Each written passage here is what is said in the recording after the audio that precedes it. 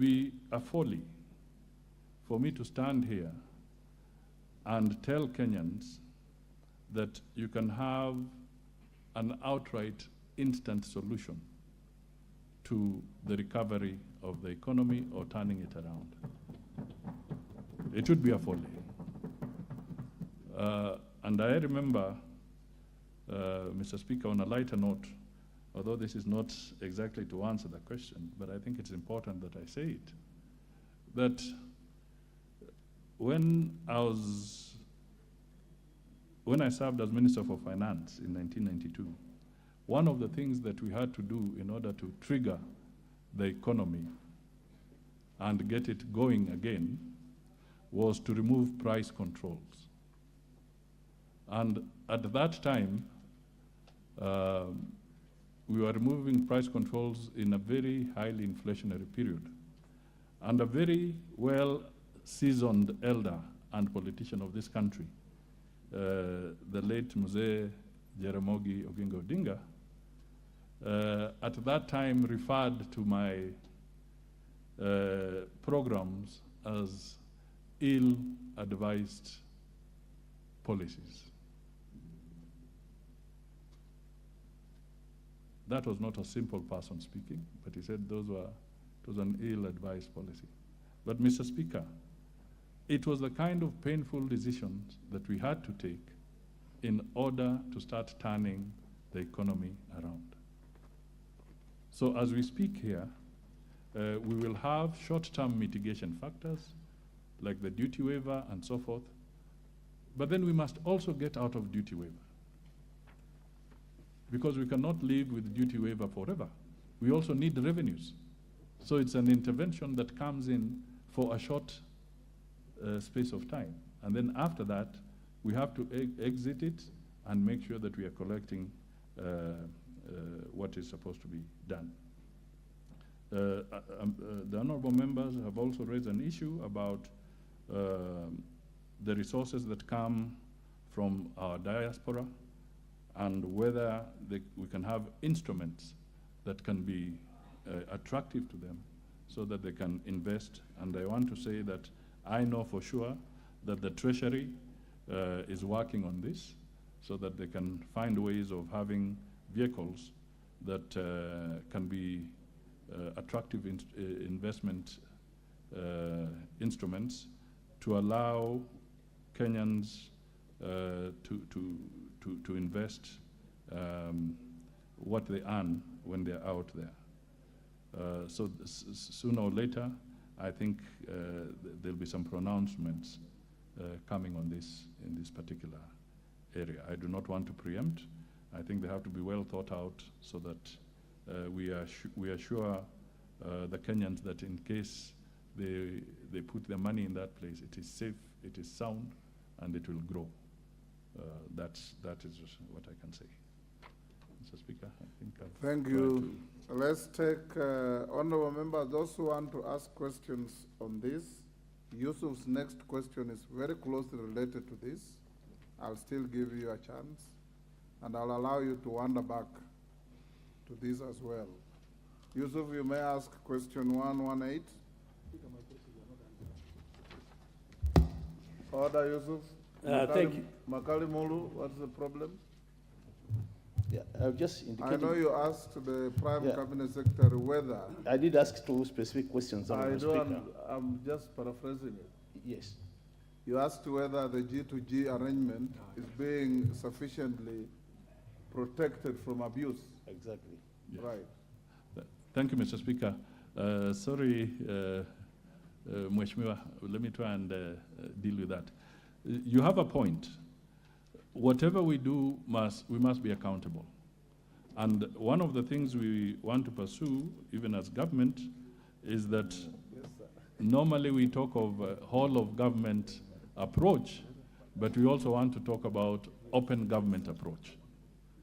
And in the open government approach, we want to make sure that the framework that we enter into, we shall be open. And in my statement, I have indeed said that the agreements that have been signed, I've even given the examples of those agreements, and I am confident that through the Ministry of Energy at an appropriate time, further elaboration can be made on this. Thank you. Yusuf? Thank you, Mr. Speaker. My second question is number 118/2023. Could the Prime Cabinet Secretary explain the steps the government is taking to ensure adequate relief food supply and its distribution to the parts of the country severely affected by famine and drought? Thank you. Prime Cabinet Secretary? Thank you, Mr. Speaker. I wish to respond as follows. First of all, let me state that this is a program that is domiciled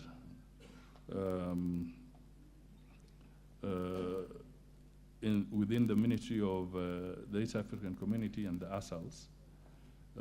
And they have been doing a good job, Mr. Speaker. But for purposes of record, I just wish to highlight the following statistics. One, the current drought is ravaging many parts of the country, and it has affected approximately 4.4 million people in the ASALs, and a further 500,000 in 9 non-traditional ASAL regions. And in my statement, I've again tabulated these counties that have been hit.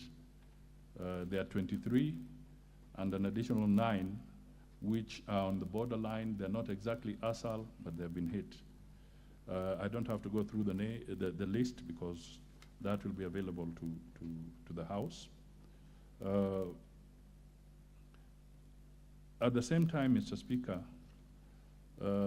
970,000 children, that is close to 1 million children, below the age of 5 years have also been affected and are being supported. And we also have about 142,000 expectant and lactating mothers who have also gone through a very difficult time during this period. We have lost more than 2.5 million livestock in different counties. This season, we are beginning to see some good rains. We hope that it will last, so that we can start the process of recovery. But the worst affected counties are actually Marsabit, Garissa, Isiolo, Mandera, Tana River, Samburu, Turkana, and Narok. And in these areas, people are also displaced. First, there was the drought, and then some flash floods. It has affected quite a number of these people. Now, in collaboration with our partners, Mr. Speaker, since July 2022, the government has spent more than 19 billion shillings to cushion lives and livelihoods of affected Kenyans. And these interventions are in terms of relief food, relief cash transfers, support to school feeding programs, cash transfers under the Hunger Safety Net program, water tracking, and livestock offtake. Cumulatively, about 19 billion shillings. Mr. Speaker, I also want to acknowledge that county governments have complemented the efforts of the national government. They have been supporting in all these areas that we're talking about: food assistance, livestock feeds, and so forth, and tracking of water facilities. And indeed, we need to acknowledge and commend the county governments for their role in also battling with the drought situation. Mr. Speaker, we also estimate that jointly with development partners, that development partners, the UN agencies, NGOs, and other non-state actors have also plugged in approximately 48 billion shillings to support drought relief across the counties that have been affected. Again, Mr. Speaker, I will table the details rather than belaboring the House by reading one after the other, but the document will be available so that we share this information with members of Parliament. There's also been the private sector-led National Steering Committee on Drought Response. This particular committee has distributed about 163,000 food hampers worth 450 million to approximately 978,000 Kenyans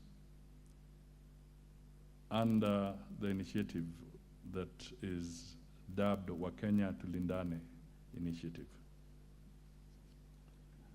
Other steps the government has taken to ensure relief supplies reach to as many people as possible include, as I said, collaboration with county governments and development partners to scale up relief and humanitarian responses, to save lives, alleviate suffering,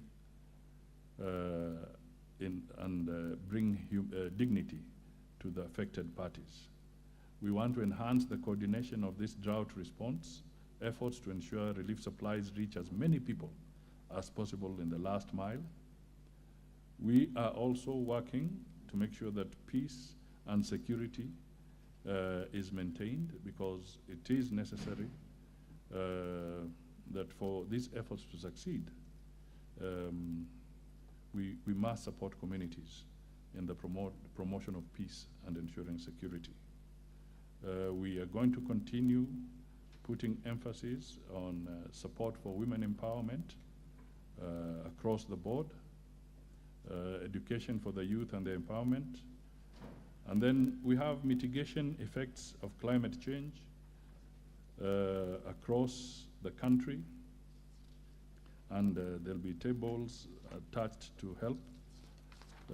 Mr. Speaker, it's also important to note that the President announced a very ambitious program that in the next 10 years, we can turn a lot of the effects of drought around if we can successfully plant 15 billion trees over a 10-year period, so that we can start reversing the impact of climate change and the drought that goes with it. I think I'll stop there. Yusuf? Thank you, Mr. Speaker.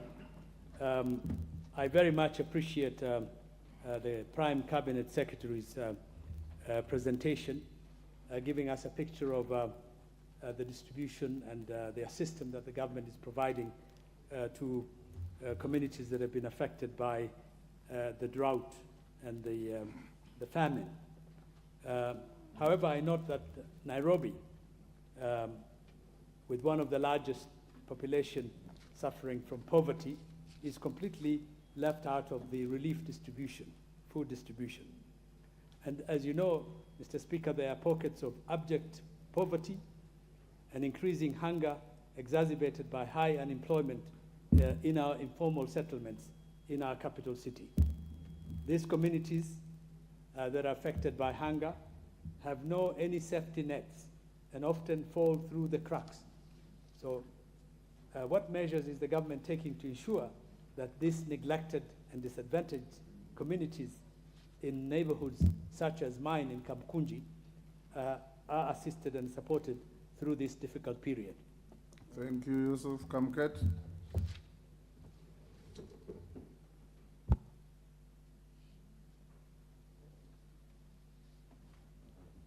Yeah, thank you, Mr. Speaker. Mr. Speaker, alongside the fertilizer program that is targeting farmers, could the Prime Cabinet Secretary and the government in general consider a grass planting or seed grass in order to, given the increased desertification in the places where some of us come from, in order to help minimize movement of livestock and to help livestock farmers. Thank you, Mr. Chair. Harun. Thank you, Mr. Speaker. I would like to maybe also follow up. I commend the efforts of government to distribute the relief food, but I'm a firm believer of, teaching a man to fish. So my question is, what are the plans to maybe help ASAL counties to move from being a consumer county to a producer county, because we have big amounts of land, but there's little ongoing. Currently, we've just received the drought, the rains, and floods are already carrying away our produce and our animals. There's little effort in terms of having dams. There's little effort in terms of water harvesting. So it's not sustainable to continuously rely on drought on relief food, because it not only benefits, it doesn't benefit the masses, but only benefits the few. So my question is to ask, what are the plans? Because we don't want to be back here on the same issue. Thank you. Tandaza. Honorable Tandaza. Thank you, Mr. Speaker. I take this opportunity to thank the Prime Cabinet Secretary for his elaborate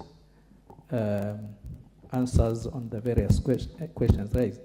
Mine is about the depreciation of the Kenyan shilling against our neighboring countries.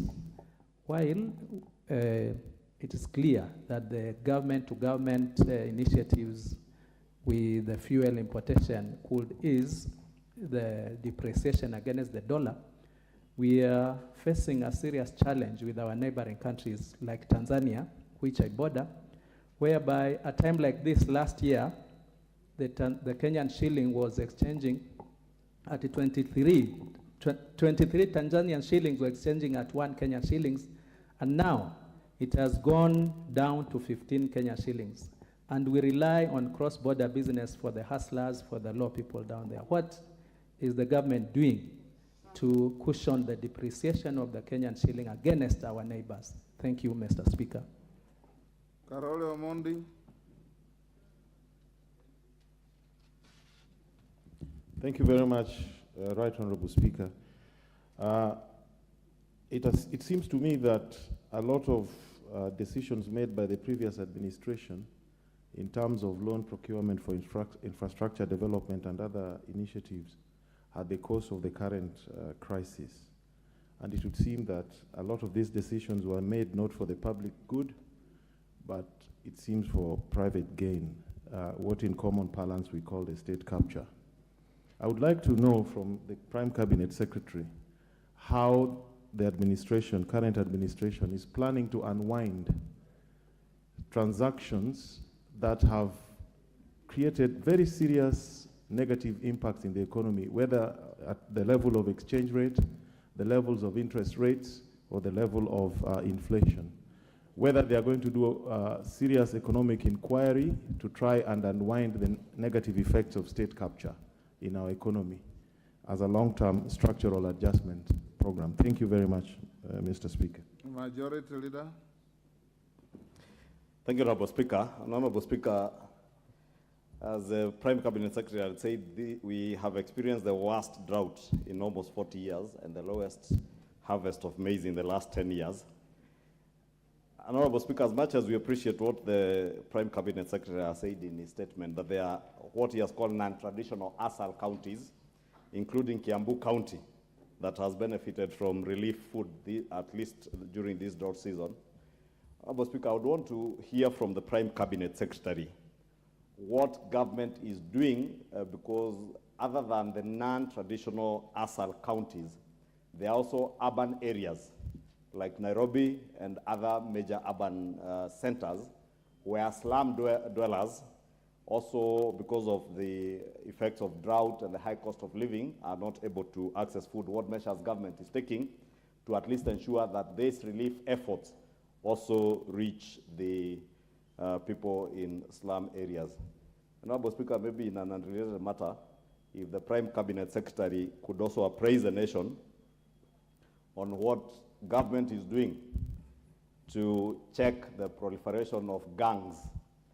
And I know this may be more to interior, but this afternoon we have witnessed the former president lead a gang of goons to take over an office. And you know, Honorable Speaker, in the region where I come from, Mungiki has been a huge menace to the people of the central Kenya. And when we see Mungiki thriving and rising again, we get concerned, Prime Cabinet Secretary, more so when we see elements associated with Mungiki being led by a former president. It becomes a matter of national concern, and I would beg your indulgence that the Prime Cabinet Secretary also takes this occasion to address that particular issue. Lillian Kogo.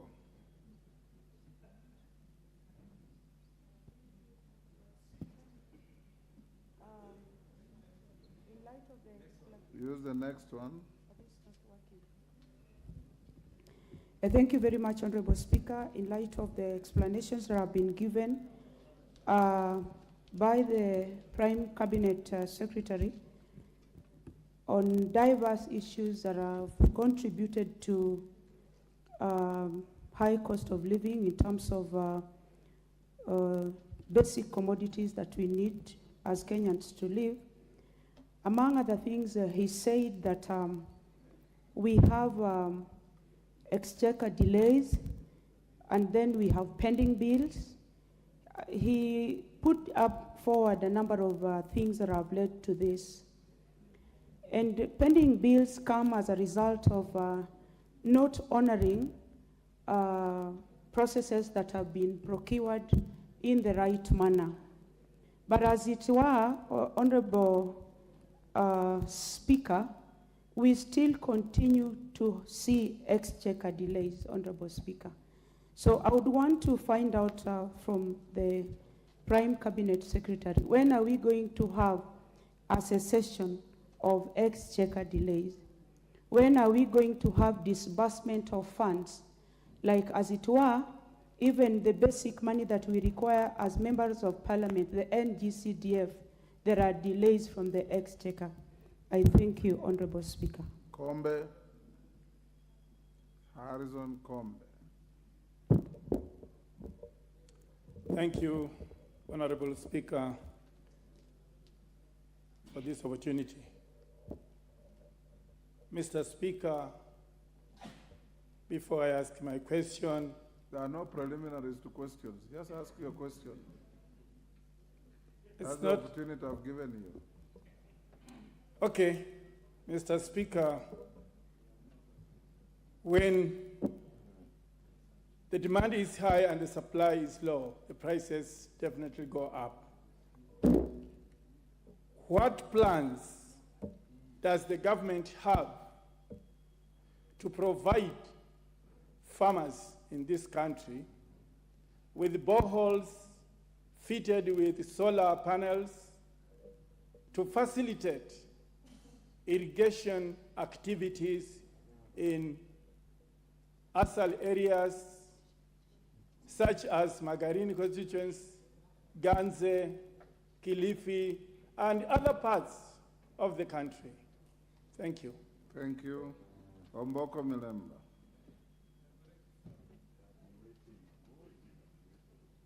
Where's the now, Honorable Speaker, two things happened last in the 12th Parliament. 2019 October, we increased the debt ceiling to 9 trillion. But 2 months, to be exact, on 8th Wednesday, June of 2022, we increased the debt ceiling to 10 trillion. And the mover of that motion, who was Honorable Kimunya, did indicate that the specific reason for that increment was to make sure that the new government that will come to office settles down. Today, as well put by the Prime Minister, allow me to use that word, they only have fiscal space of borrowing of about 5 billion. Does it mean that therefore we were not exposed to correct understanding that the physical space for borrowing will be almost to a level of 1 trillion? And furthermore, Honorable Speaker, One question. this is very interesting, Honorable Speaker, that the interest rates which are consuming the highest recurrent expenditure charged on CFS, 70% of it is from internal borrowing. What is the government doing, the Prime Cabinet Secretary doing, from an economic point of view, to make sure that that local borrowing is managed? Thank you, Honorable Speaker. Dagoretti South, KJ. Thank you very much, Mr. Speaker.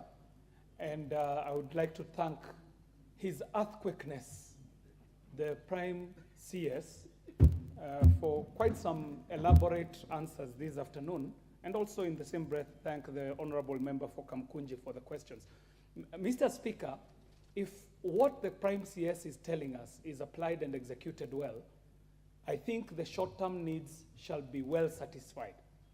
But the people of Dagoretti South and the people of Kenya are keen to know, through this opportunity that the Prime CS has to address the nation through Parliament, to know what are the long-term plans, because it is the short-term planning that got us into the mess that we are in. What are the long-term plans for us as a country to be able to move away from rain-fed agriculture so that we are able to reduce the instances of such shortages?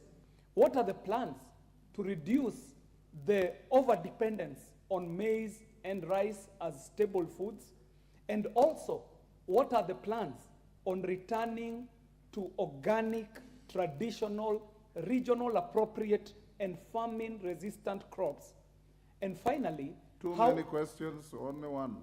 And the storage, Mr. Speaker, because if we don't apply the Joseph of the Bible principle, when we are in the instances of glut, we shall always suffer these instances. So what are the plans on storage when we have the excesses in food production? Thank you very much, Mr. Speaker.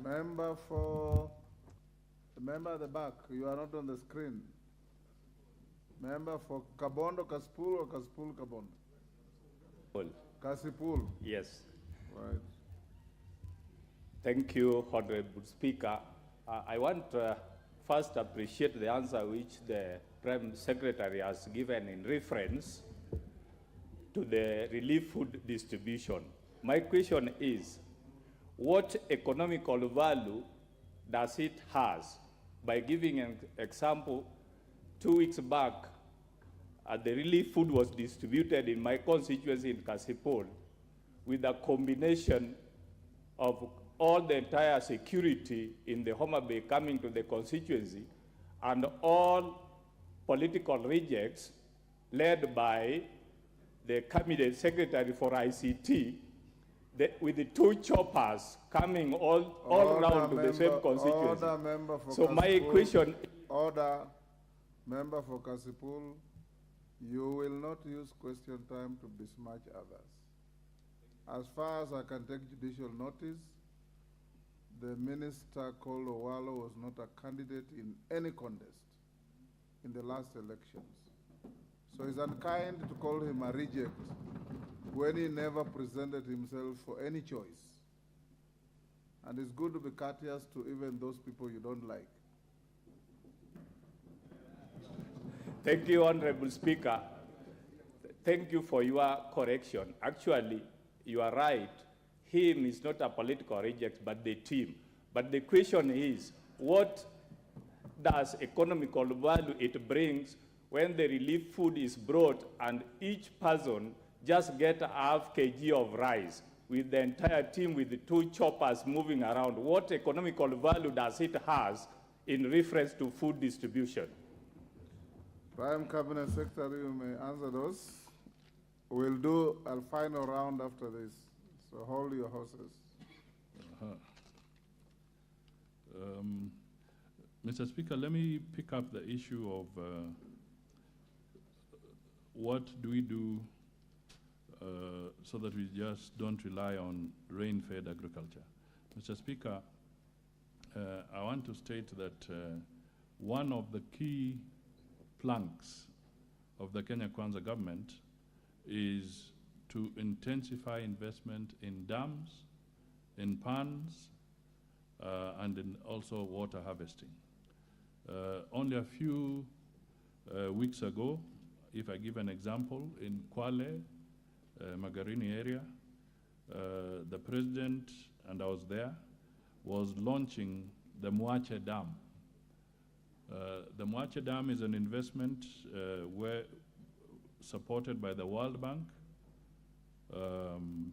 and the Kenya government. In total, it will cost about 18 billion shillings, and that dam will provide a lot of support and relief in sections of the coast.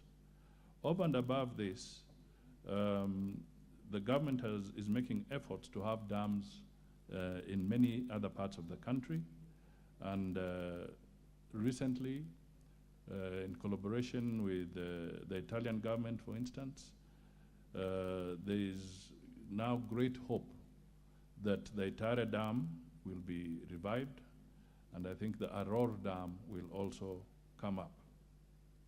We also know that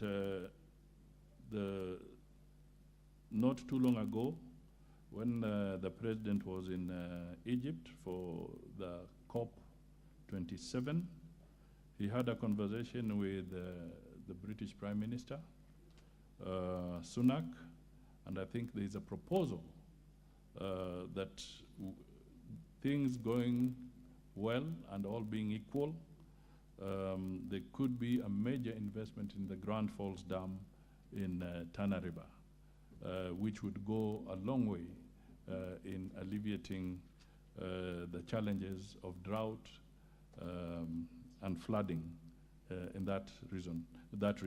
So I've just given a few examples, but under the Ministry of Water and Irrigation, there are very many programs to support this, because it is clear that we cannot continue to rely on rain-fed agriculture.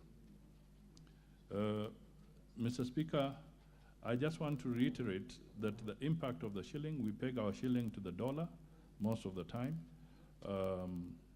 And I did acknowledge in my remarks that the shilling has taken a beating, and I gave the factors that led to that depreciation. But efforts are now being put in place to stabilize. For example, the G2G program, which will ease pressure in the short term on the shilling. I've also indicated that the Treasury is deeply engaged with our development partners, and we anticipate that in the next few weeks or months, we could also benefit from some inflows of support from these development partners, and this will go a long way in also helping to deal with the depreciating shilling against other currencies. Mr. Speaker, the issue of the urban areas, Nairobi and other urban areas, it is true that the investment programs that the government must undertake going into the future must focus on the urban, because it is projected that about by maybe 2050 or even earlier, 2034 or even earlier, we could have as much as 60 to 70% of our population living in the urban areas. So clearly, the focus and policies must be such that this new dynamic is taken seriously. But in the meantime, the cash transfers that have been going on have also been helping those who are needy within urban centers. It has not been exclusive to rural areas. The safety nets, the school feeding programs, they've been also covering some sections of our urban areas. Mr. Speaker, I want to state that the proposal made about looking at seed grass I think it's a welcome suggestion, which our specialists can pursue further, particularly in support of the pastoralists in our country. So we take it in good stride, and it's something that we shall get our experts to pursue a little more and see how that can be strengthened. The exchequer delays are things we want to deal with. And to be able to deal with all these exchequer delays it's going to take what we'd call enhanced revenue enforcement so that we can collect more resources that are supposed to be paid. We have to expand the tax base so that we are bringing in more people to be able to pay the tax. We also have to intensify the alternative dispute resolution mechanisms. And I can tell you that so far, this has been yielding very good results, where billions of shillings that have been locked in disputes are now being unlocked by Kenya Revenue Authority. So we see this as a way of improving the issue of cash at hand. But I want to state to the Kenyan people that we are going this route because our physical leg room is so limited. There's very little space. As somebody pointed out, that our debts are mega. And therefore, we have to really intensify and improve on the other areas so that we don't just continue on a borrowing spree. This is absolutely critical. I want to state here that we also acknowledge that there's been a delay, not just in some of the funds that support parliamentary activity, but even we have had a delay in disbursements to the county governments. And this is something we want to address.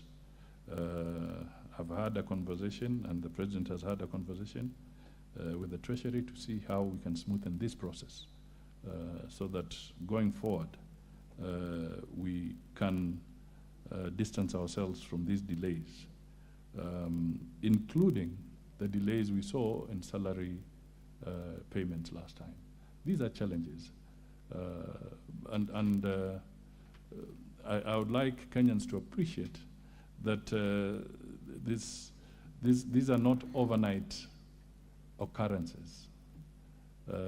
We are going through what was a cumulative effect of consistent omissions and commissions over a very long period of time that has put us here. And without really apportioning blame, because now we are the ones who are elected, and it is our duty to get us out of the hole. We also have to say that along the way, accountability will have to come to play.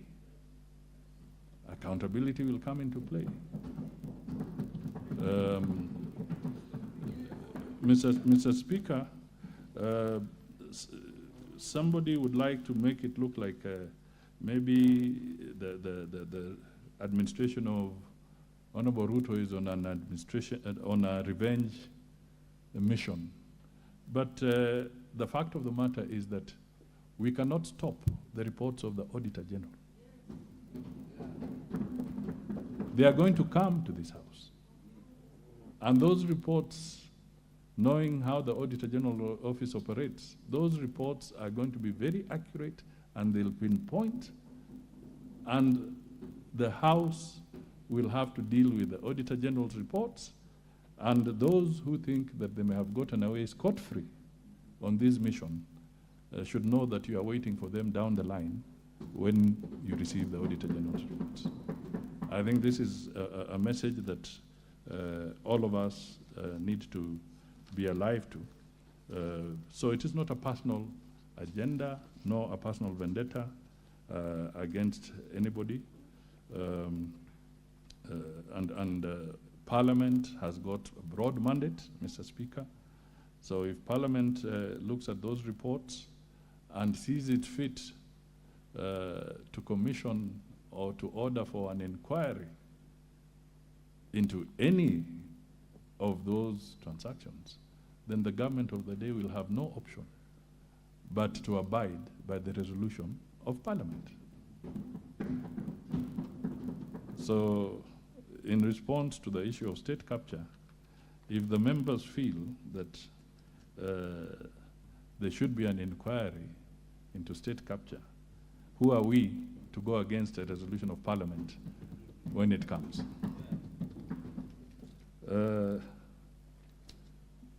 Mr. Speaker,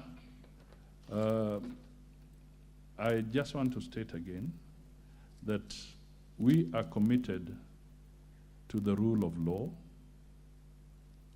as a country, and that is what we also campaigned about. We said we wanted to have the rule of law, and we want to state categorically that nobody is above the law.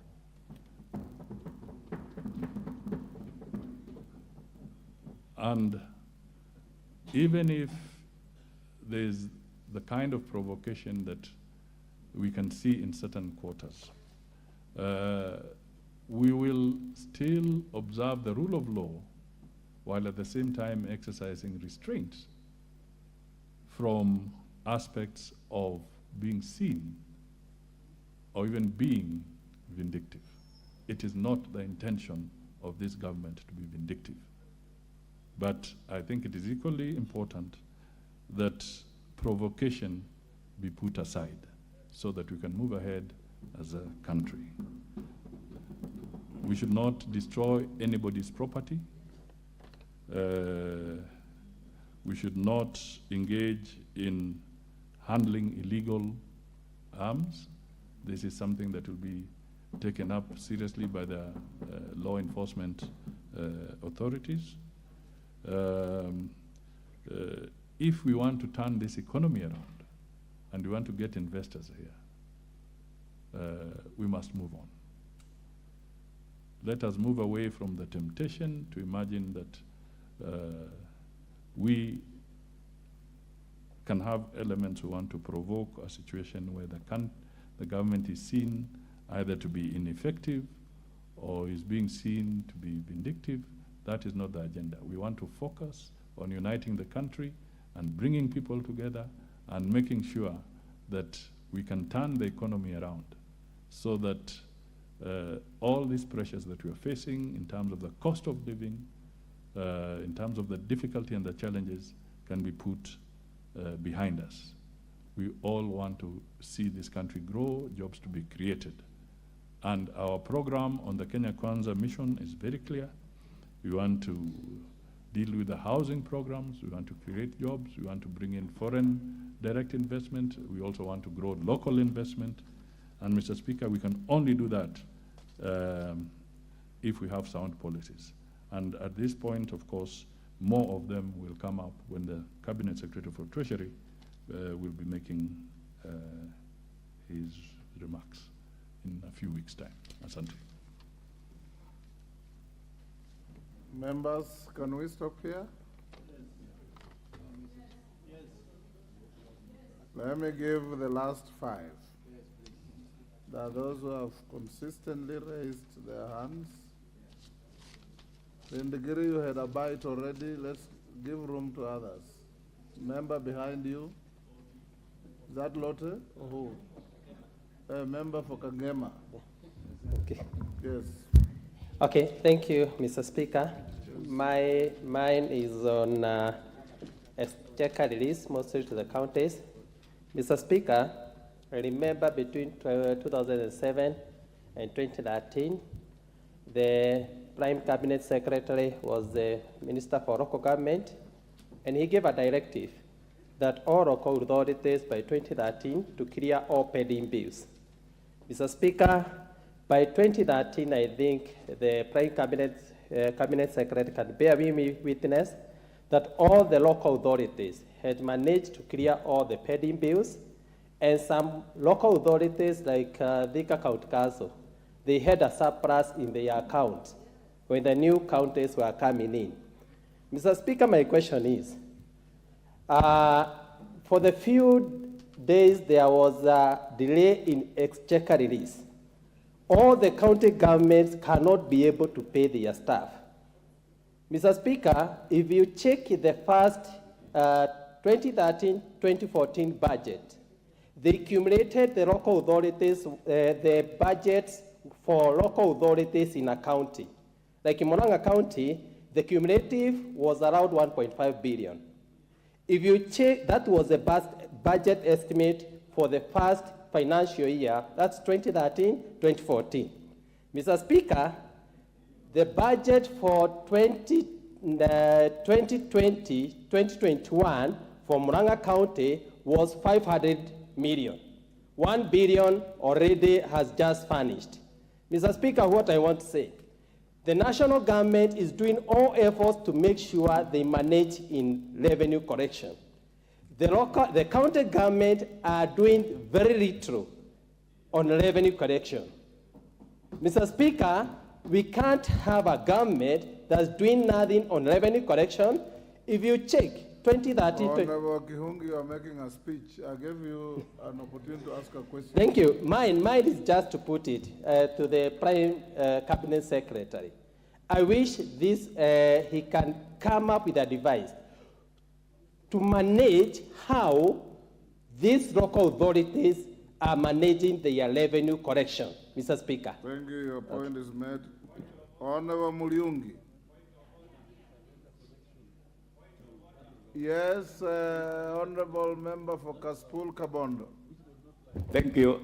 What is your point of order? Correction, I'm a member of Parliament for Kasipul. Kasipul. Yes, Honorable Speaker. Thank you, I raised a question of economical value in food distribution. Why for two relief. helicopters? I heard you. Why two helicopters come to distribute food? Yeah, but I've not received... when he gets the next round. Okay, okay. You don't have to repeat. Okay, thank you. Christine Ombaka. I had given to Mulyungi, sorry, Christine. Yes. Let Honorable Mulyungi ask first. I had given him, then I'll come to you. Honorable Mulyungi, Kitui, is it Kitui Central? He's not there. Who is the member whose hand is up? I thought, Oh, Basil. Oh, you look like Mulyungi from afar. Yeah, Okay. thank you, Speaker. My question to the Prime Cabinet Secretary is what is the government doing to attract investors, generate employment opportunities, and open the economy? Thank you. Christine Ombaka. Thank you, Mr. Speaker. Mine is about cheap housing that I learned, which was part of news in two days ago. There was news on cheap housing, and they went on to say that the government is planning to construct cheap houses and that the civil servants will be taxed to raise funds to construct those houses. I'm wondering how possible that will be with this project when Kenyans are so poor, salaries are so low, and life is very expensive. Will you tax Kenyans again to raise funds to construct these houses? Is it practical? Can the government postpone this project for the time being and come up with it much later? The situation is dire. It's too expensive for Kenyans to be taxed once more, especially for the cheap housing that they're talking about. Member for Garissa Township. Who is calling for a point of order? Yes, Honorable Rindikiri. I hope it's not guys for asking a question. No. The mic. The mic is next to you. Yeah, Mr. Speaker, it is not good for the honorable member to issue a statement that is as no fact, is not factual. There is no taxation in the housing fund contributions. I want to make that contribution. I'm the vice chair of the Housing committee, and there is nothing like taxation. If there is any, it will be brought to this parliament. So as where I'm starting, there is nothing like taxation. That's a long information. Member for Garissa Town, Christine Ombaka, is only this house you belong to that can sanction taxation, so be alert if it comes, fight it. Otherwise, nobody can tax anybody without your approval. Thank you, Mr. Speaker. The government has negotiated for a government-to-government fuel supply from the Middle East and given them a credit facility of 6 months. And I would like to ask the Chief Cabinet Secretary whether the same facility can be passed to oil marketers, considering that the government has not been able to reimburse almost 55 billion shillings in fuel subsidy for the last 1 year. Thank you. Jane Kihara.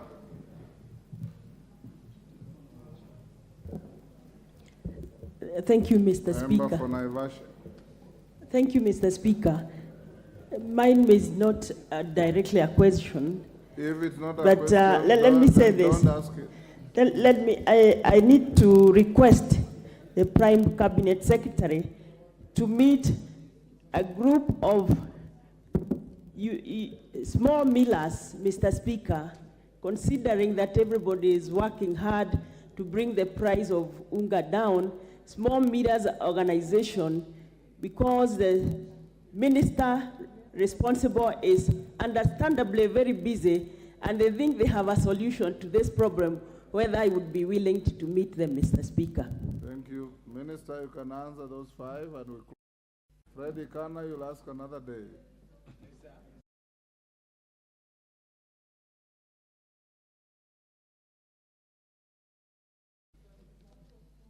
Okay, Minister, just hold. I'll give Rindikiri, Alice Nganga, and Ruku. I curtailed you earlier on. One quick question each. Give Rindikiri, and I hope it's an important question. Thank you, Mr. Speaker. Sorry for being persistent, but you remember 2 months ago, I did ask a question on the determination of arid and semi-arid land program for the counties which are not in the program. Mr. Speaker, I presented the question to the Minister of East Africa and ASEL.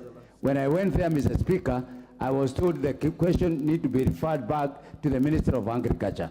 I went to the Minister of Agriculture, I was referred to the Minister of Interior. I went to the Minister of Interior, I was referred to the Ministry of Education. Mr. Speaker, as I'm talking to you now, there are people from Commission of Revenue Allocation in Meru.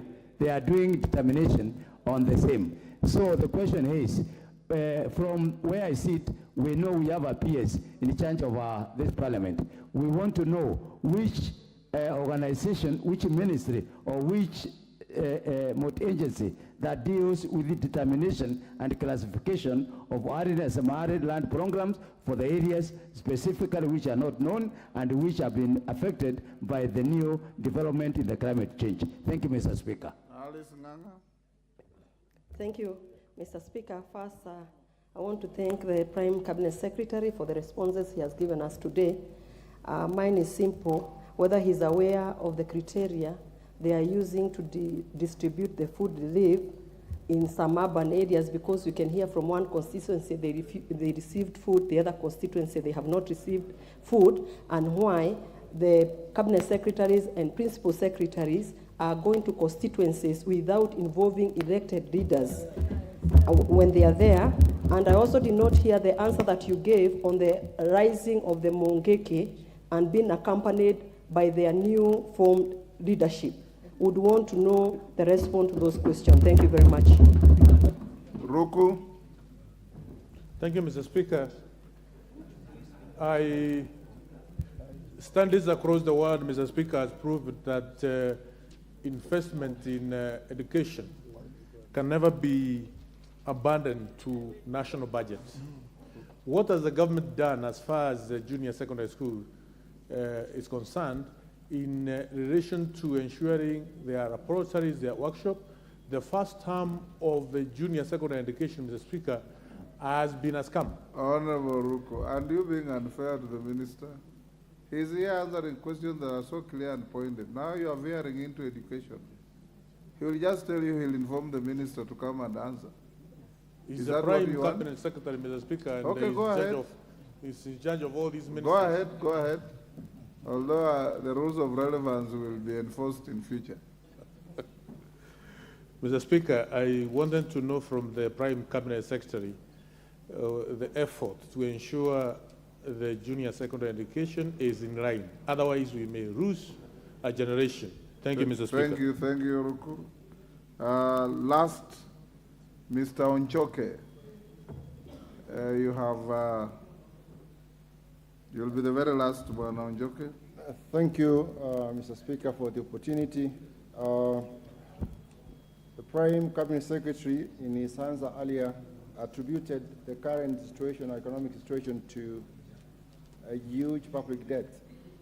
And part of it he attributed to the state corporations.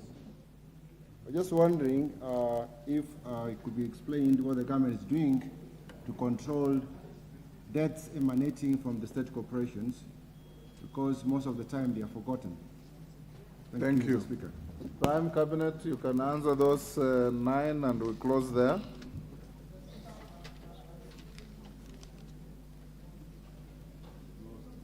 Who is that?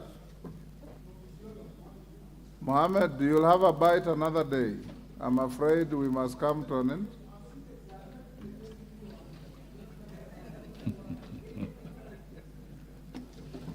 Minister, let's take the member for Isiolo. Okay. Yes.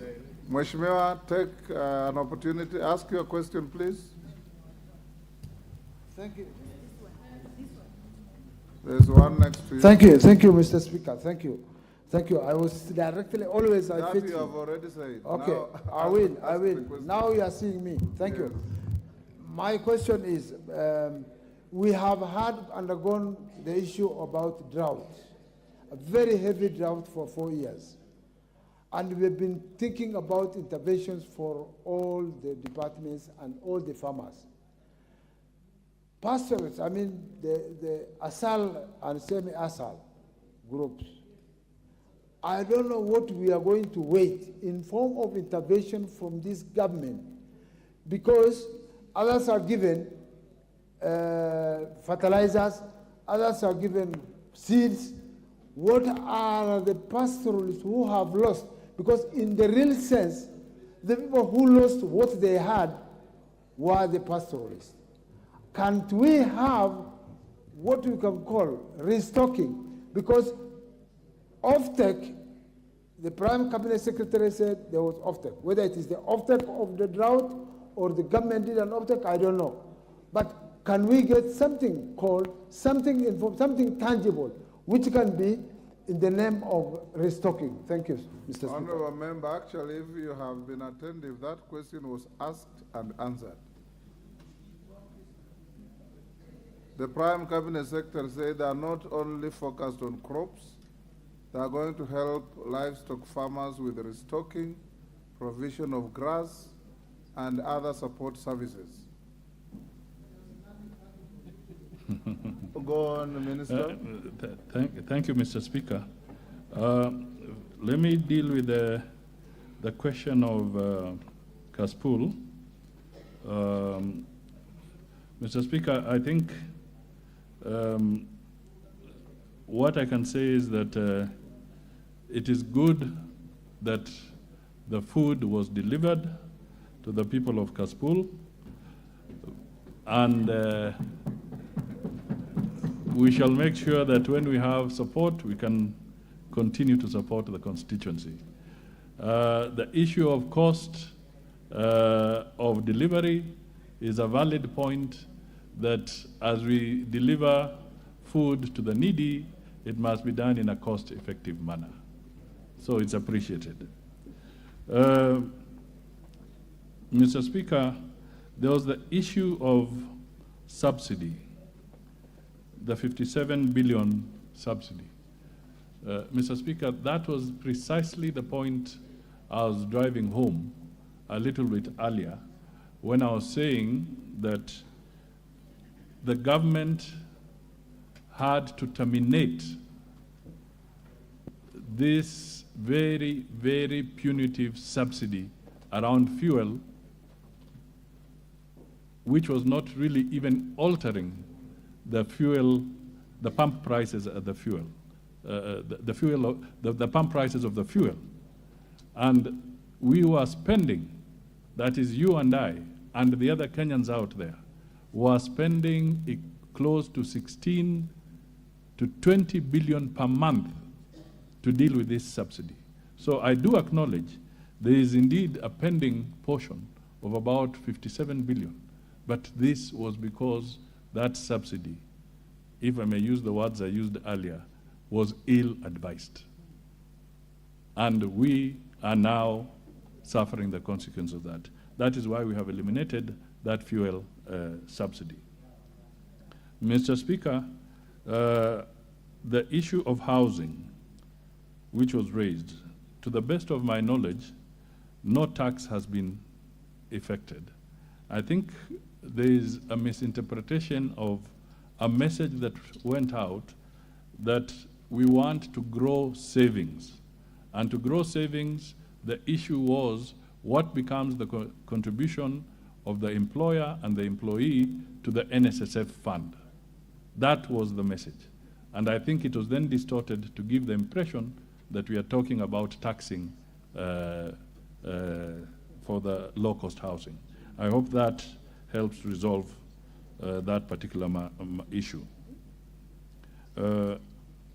Mr. Speaker, I also want to state that some of the measures we have pronounced here and many others are geared towards stabilizing the economy and in attracting foreign direct investment. We have, for instance, the special economic zones, which are being put, whether we are looking at the coast. We have seen measures where pronouncements from the national government are encouraging counties to also set up industrial zones, and the national government will match the funds they put on the table to be able to grow industrial zones all over the country in our 47 counties, among others. Sound monetary policy, the rule of law. The rule of law, because if there are people marching in the streets with mungiki and guns, surely those people are not attracting foreign direct investment, let alone local investment. So these are the kind of things that we say we have to grow out of those awkward practices and be able to move forward and get the country off its feet. Mr. Speaker, our Constitution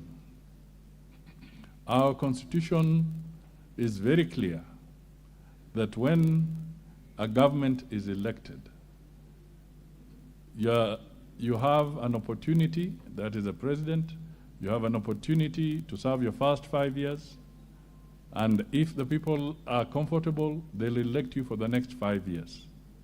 Mr. Speaker, in the wisdom of this country, Kenyans have embedded that, and it cannot be changed. So we must make it very clear that it is not possible for anybody to have a second bite at the cherry. We now must move forward, going ahead. Mr. Speaker, I would want to say that there is no Kenyan maize being grown in Zambia.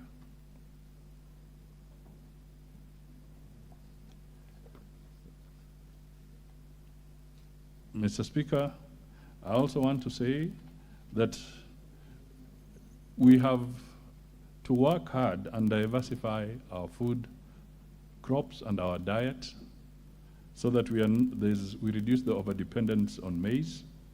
And this is absolutely essential. That is why I think I made some remarks that we are also encouraging the traditional crops, and we have issued seedlings in some of these, for some of these crops, so that we can have diversity. And when we have a challenge with maize, Kenyans cannot starve, but they can also use alternative food crops. Mr. Speaker, the question of determining who qualifies for support under the ASAL programs, there are very many criteria that are usually deployed. Mr. Speaker, we have experts who are able to assess the situation, and there are many criteria. How easy is the availability of food? We also work with the international partners to determine early warning systems.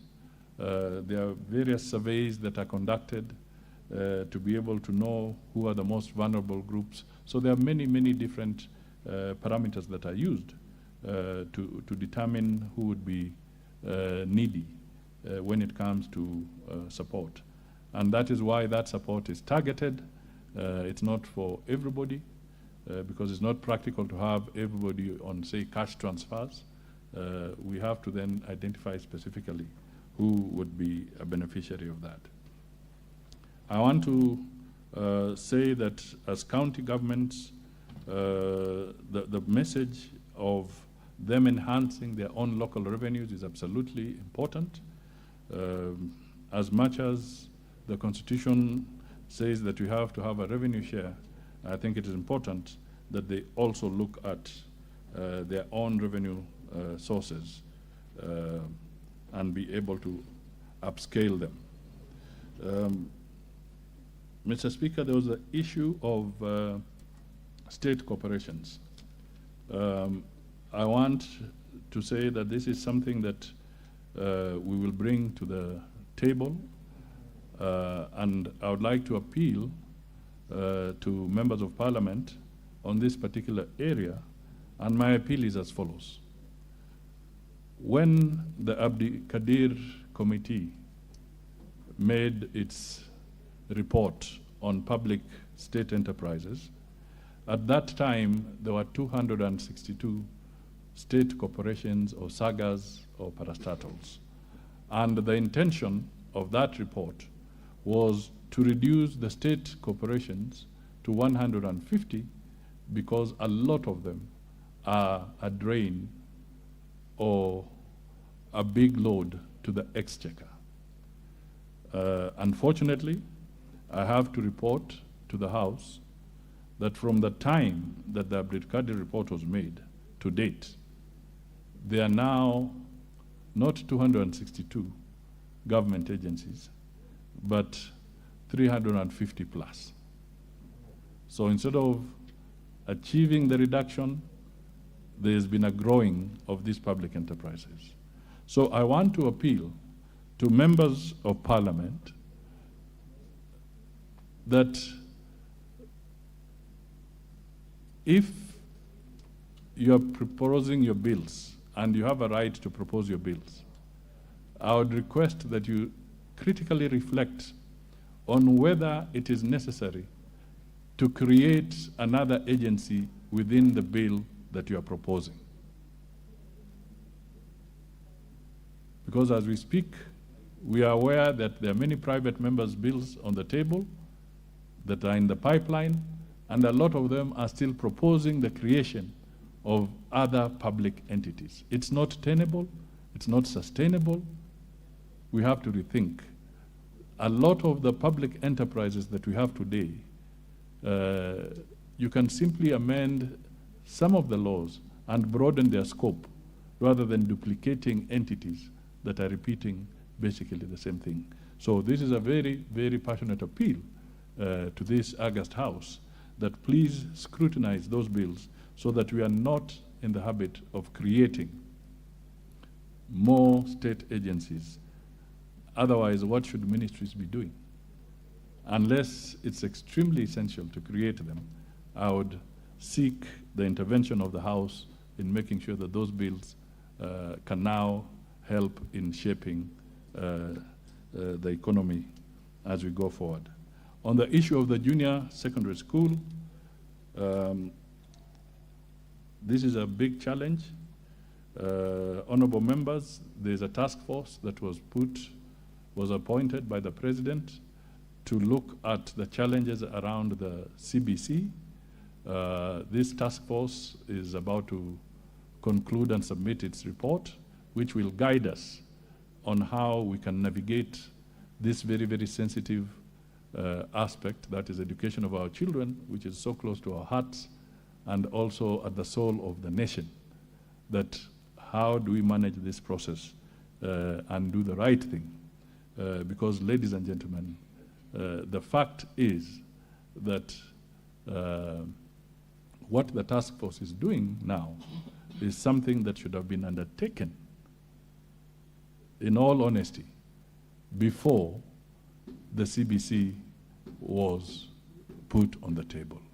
But now that it is with us, we cannot afford to cause any more disruptions in the lives of our children, especially as far as education is concerned.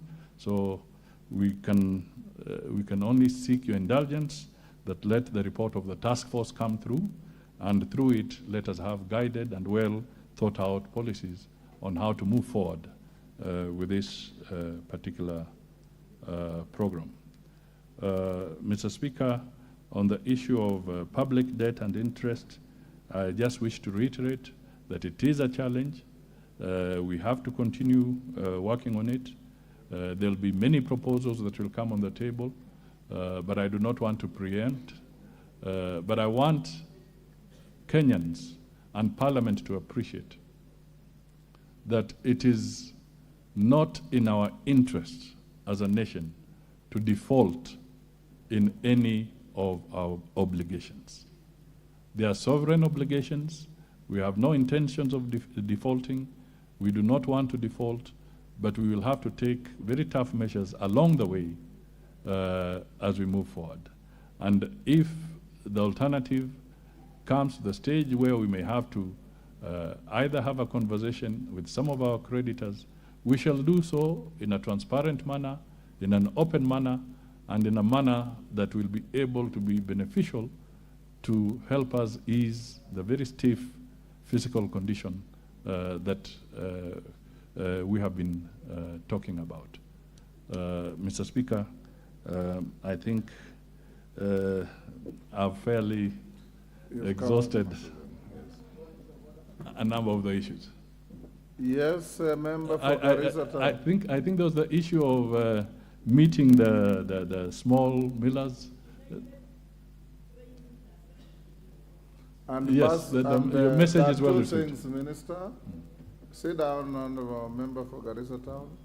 There are two things, the small millers that Jane Kihara is asking for you to meet, and the member for Garissa Town is asking whether the benefits of G2G fuel arrangement can be cascaded downstream to downstream players. Take your seat, honorable member. I have paraphrased your question.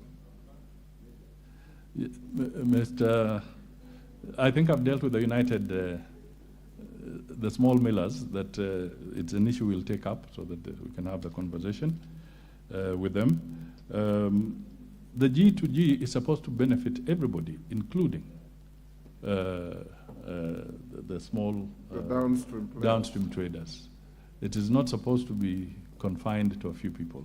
That is what we were running away from with those other subsidies. So it is something I will definitely take up with the Ministry of Energy. Thank you.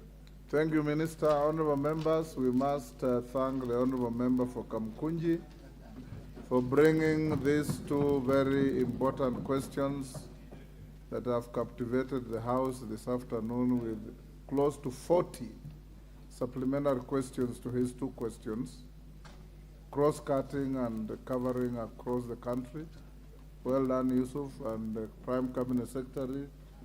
Thank you for answering the questions clearly and candidly. You are now released to go back to your other assignments. Thank you. Thank you, Mr. Speaker.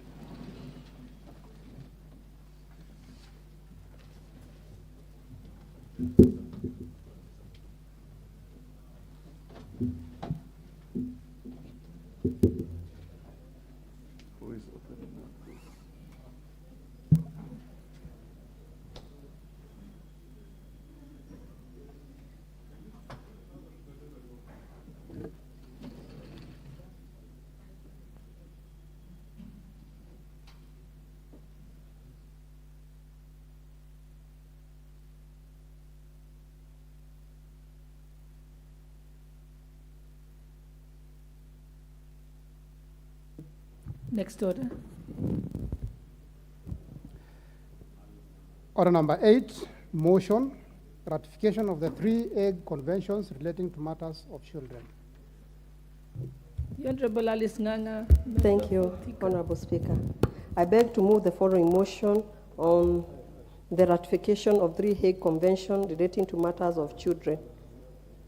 And now I move that the House adopt the report of the Departmental Committee on Social Protection on its consideration of the ratification of the Hague Convention on civil aspect of international child abduction, the Hague Convention on Jurisdiction, applicable law, recognition, enforcement, and cooperation in respect of parental responsibilities and measures of the protection of children, and the Hague Convention of International Recovery of Children Support and other form of family maintenance, read on the table of the House on Tuesday, 25th April 2023, and pursuant to the provision of Section 8.4 of the Treaty making the Ratification Act 2012, approve the ratification of the following Hague Convention.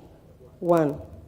Civil aspect of international child abduction. 2. Jurisdiction, applicable law, recognition, enforcement, and cooperation in respect of parental responsibility and measure for protection of children. And 3. International recovery of children's support and another form of family maintenance. Honorable Speaker, the 3 conventions were referred to the Departmental Committee on Social Protection for consideration in accordance with the treaty making and ratification of Act 2012 and Standing Order 170A. After that, Honorable Speaker, we gazetted the 3 treaties on media on 5th of 2023, inviting the public to come and submit their memoranda on the 3 conventions. Honorable Speaker, on 30th March 2023, it was the deadline for the submission, and after that, we did not receive anything related to the 3 conventions.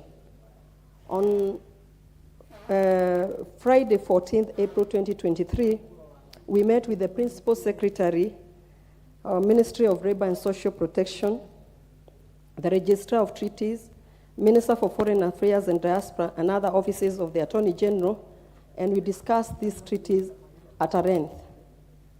In this regard, in the respect of the Hague Convention on the civil aspect of international child abduction, the committee observed that the convention sought to protect children from harmful effect of international abduction by encouraging prompt return of the abducted children to their country of habitual residence and to organize and secure effective right of access to a child.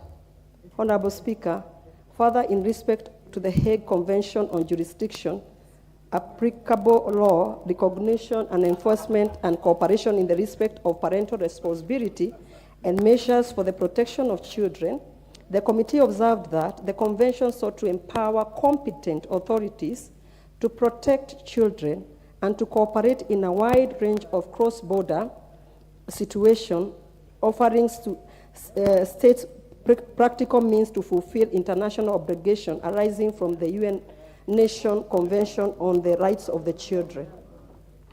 Honorable Speaker, finally, in the respect to the Hague Convention on the International Recovery of Children's Support, another form of family maintenance, the committee observed that the convention sought to ensure the effective international recovery of children support and other forms of family maintenance.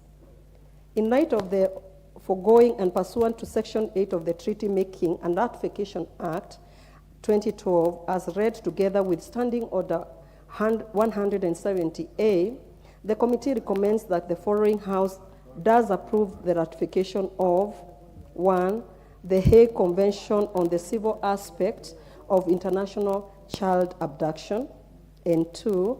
The Hague Convention on Jurisdiction, applicable law, recognition, enforcement, and cooperation in respect of parental responsibility and measures for protection of children. and 3, the Hague Convention on the International Recovery of Child Support and other forms of family maintenance. Honorable Speaker, allow me to note that the approval of 3 conventions is a landmark, and today is indeed a very historical day for every child in this country, for every woman in this country as well as men. Why do I say so? Once this House approved the ratification of 3 conventions, gone will be the days where men or women abscond their duties by impregnating our Kenyan women and running away in other countries to avoid taking care of their children. Honorable Speaker, I would also like to point it out. When Thika Superhighway was being constructed, we have so many Chinese children who are left behind because the contractor was from a Chinese country, and once they were done with constructing the superhighway, we were left with so many Chinese children behind. But you know, the Kenyan women, they don't know where they can get their fathers because they left the country. But with this treaty, gone are those days when you start looking for the father of the child.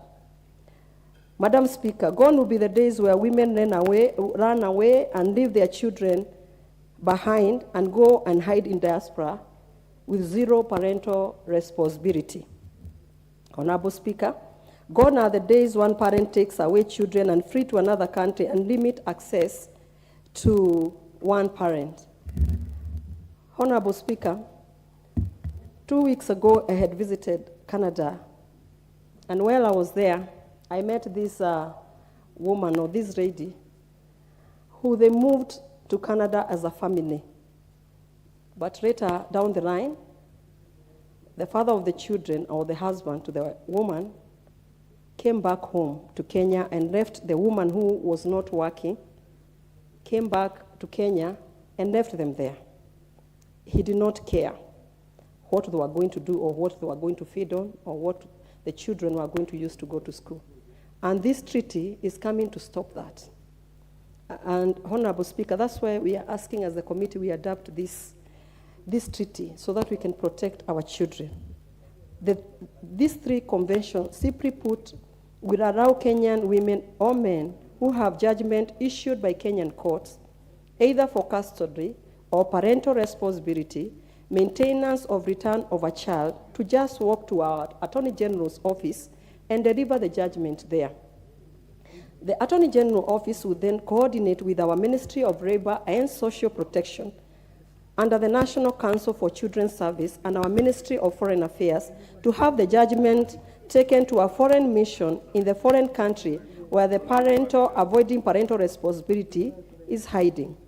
Our foreign mission will then coordinate with the authorities of the foreign countries, which is also part to the convention, to trace the runaway parent, and the order shall be enforced if it was issued in the Kenyan courts.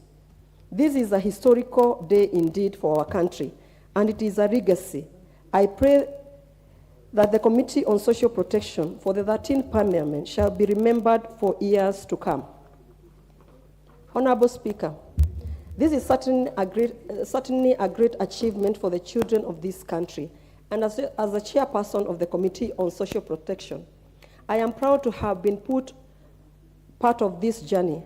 Recently, like I have said, we have seen so many women as well as men suffering because one parent has decided to run away from the responsibilities they are supposed to be doing.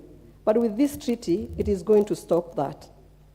Finally, Honorable Speaker, allow me to thank the members of this Committee on Social Protection for their diligence in concluding the consideration of these 3 Hague Conventions, which are very technical in nature.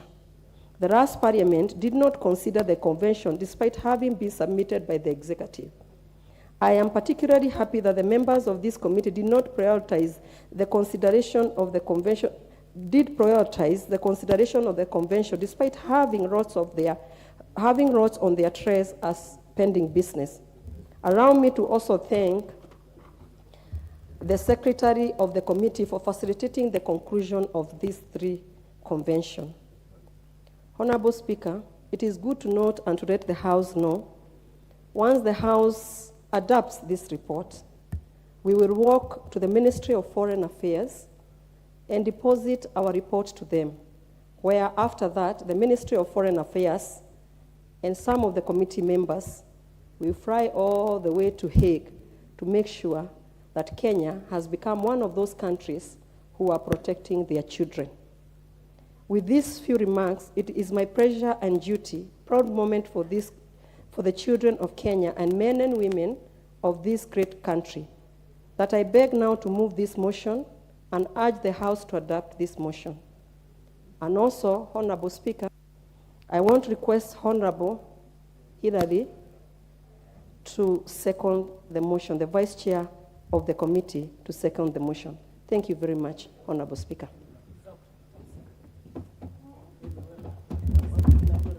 You may proceed. Thank you, Madam Speaker. Madam Speaker, let me begin by saying it has been 7 years of a tedious process of trying to seek the House to adopt this report, this ratification treaty, Madam Speaker, which began in the 11th Parliament when on 22nd December 2016, the Cabinet approved a memo on the ratification, acceptance, and accession of the 3 conventions. The convention and their memoranda, Madam Speaker, were tabled in the National Assembly on 4th of April 2017 and then forwarded to the relevant departmental committees for review and action. The 11th Parliament, Madam Speaker, hence received the submissions for consideration pursuant to Section 8 of the Treaty Making and Ratification Act 2012 and Standing Order number 170A of this House.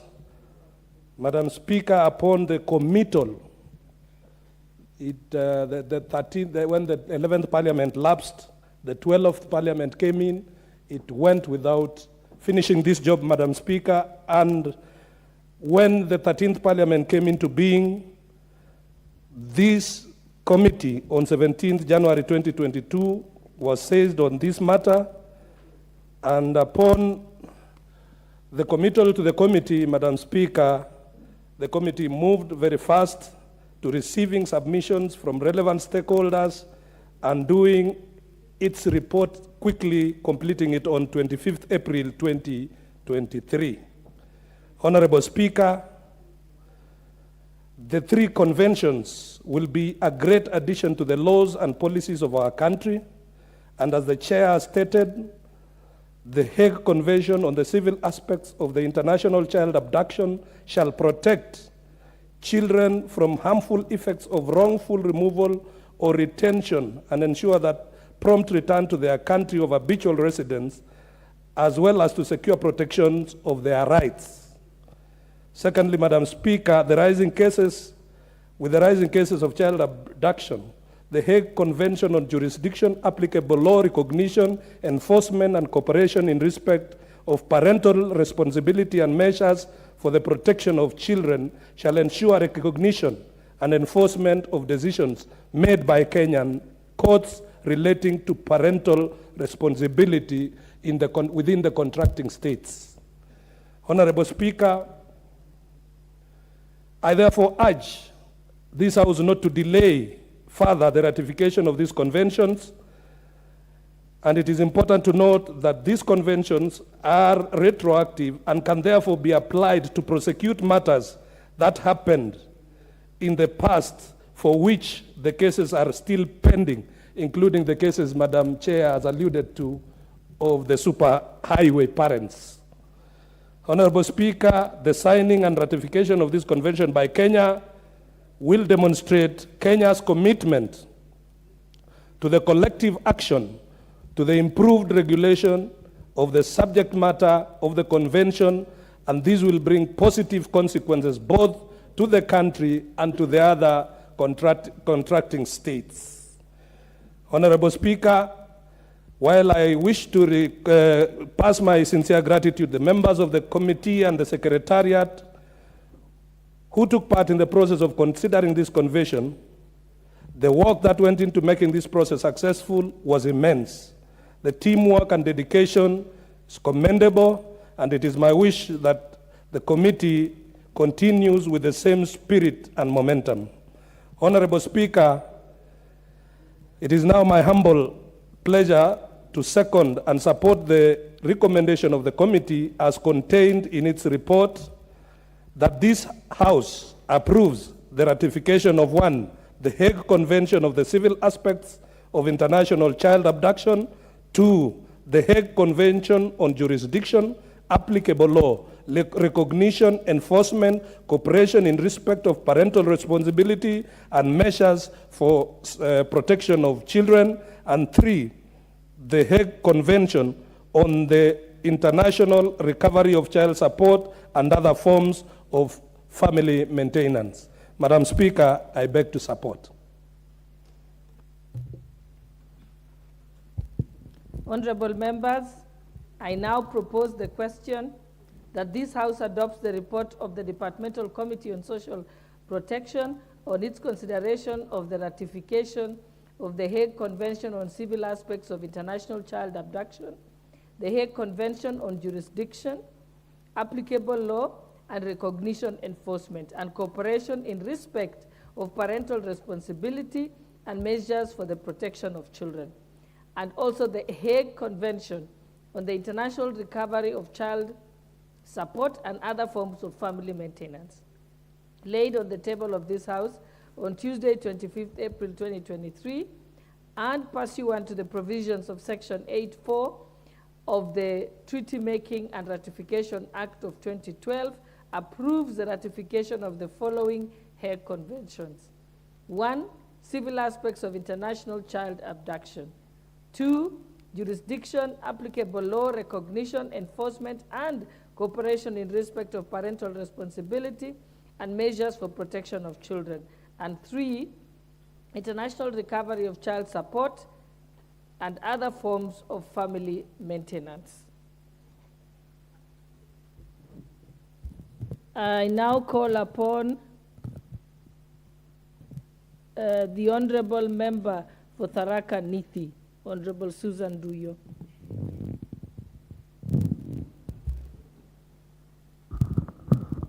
Okay, thank you, Madam Speaker, for giving me this opportunity. First of all, Madam Speaker, I want to thank the Committee on Social Protection for finding time to meet with the various departments, especially the Ministry for Labor and Social Protection, the Office of the Attorney General, and the Ministry for Foreign Affairs and Diaspora Affairs. Madam Speaker, this ratification of the treaty, or rather the 3 conventions, have come at the right time. Madam Speaker, I've been a children officer for quite some time, and I am able to understand the harmful passages that people in Kenya, the Kenyan children and the parents are going through. Madam Speaker, especially the issue of abduction. Abduction is an issue that has been being performed in Kenya, and especially in children's homes, whereby foreigners come into this country, abduct our children and run away with them. And a case in Imenti South whereby a parent came to learn that the child that disappeared from home and already been adopted by a foreigner.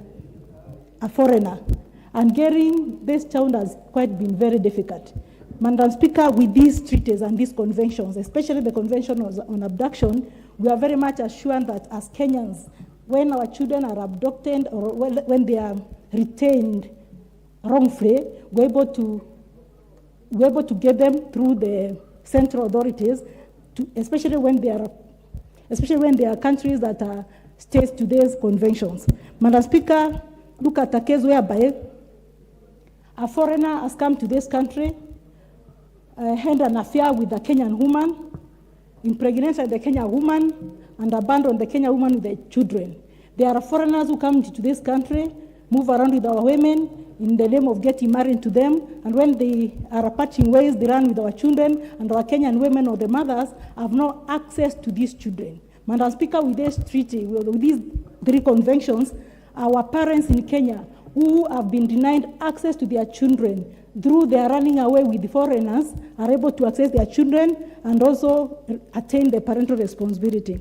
Madam Speaker, with people who have been misusing our girls, people who have been sexually abusing our girls, moving around with them, impregnating them and running away and escaping the parental responsibilities. Madam Speaker, we are very much now assured that with these treaties, our children will always access parental responsibilities because with central authorities whereby we can claim and complain and be sure that our children are going to be taken care of. Even the issue of custody, Madam Speaker, we know that a young child or a child that is less than 8 years or 10 years belongs to the mother at the first instant.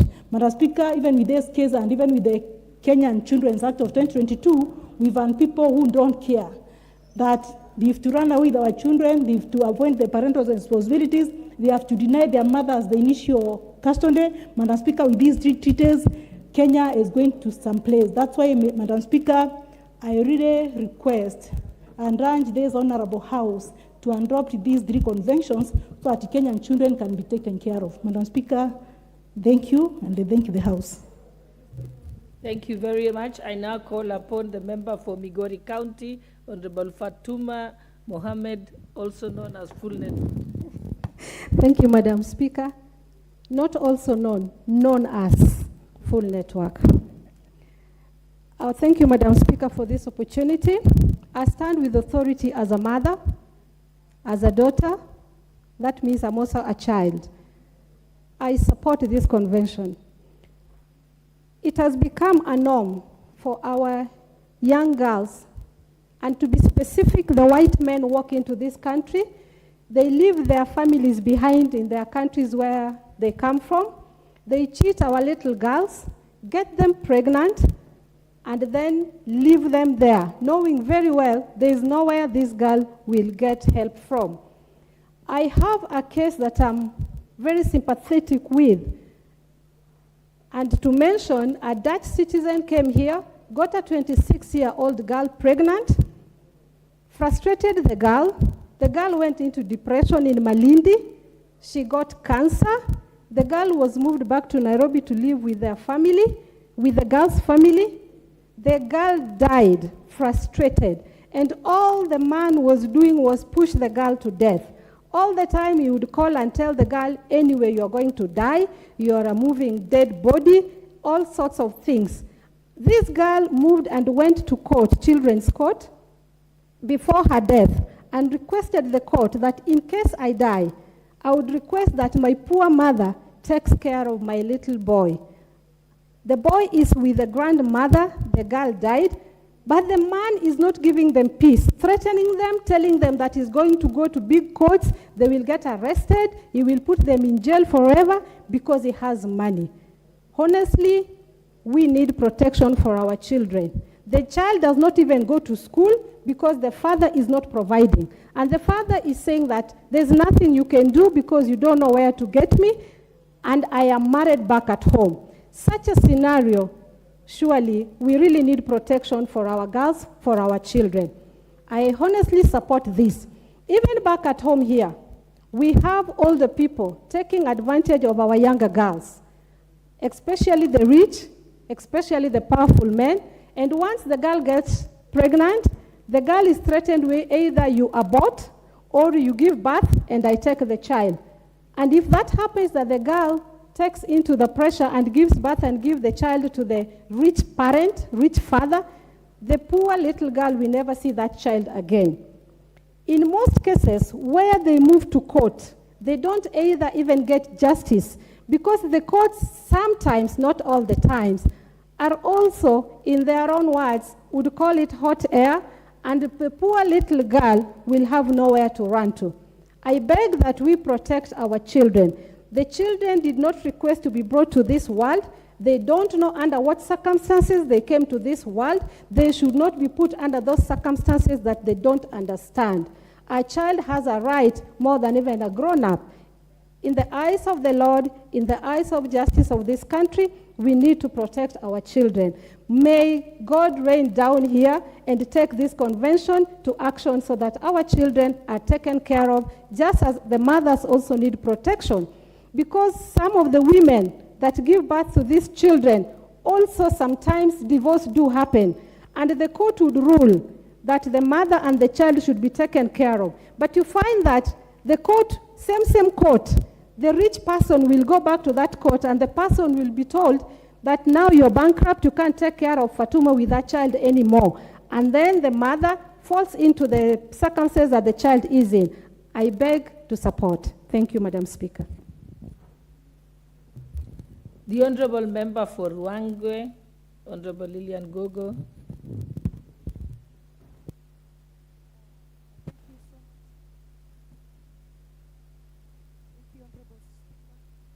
I think I need another mic. Yeah, this is working. I appreciate you for the good work that you're doing, Honorable Speaker. A very good representation of the women folk. I belong to the Committee of Social Protection as a member, and I want to thank my chairperson and the vice chair for well articulating the issues on the 3 conventions that we have brought to the floor of this House, Honorable Speaker, for debate, so that the House can approve the ratification of the 3 conventions. Honorable Speaker, from the point where I stand, a lot of discussion was put on this to see the pros and the cons of the ratification of these particular conventions. And it is important in the interest of our country, as Kenya, to join in the community of nations to ratify conventions that are beneficial to our great nation, Kenya.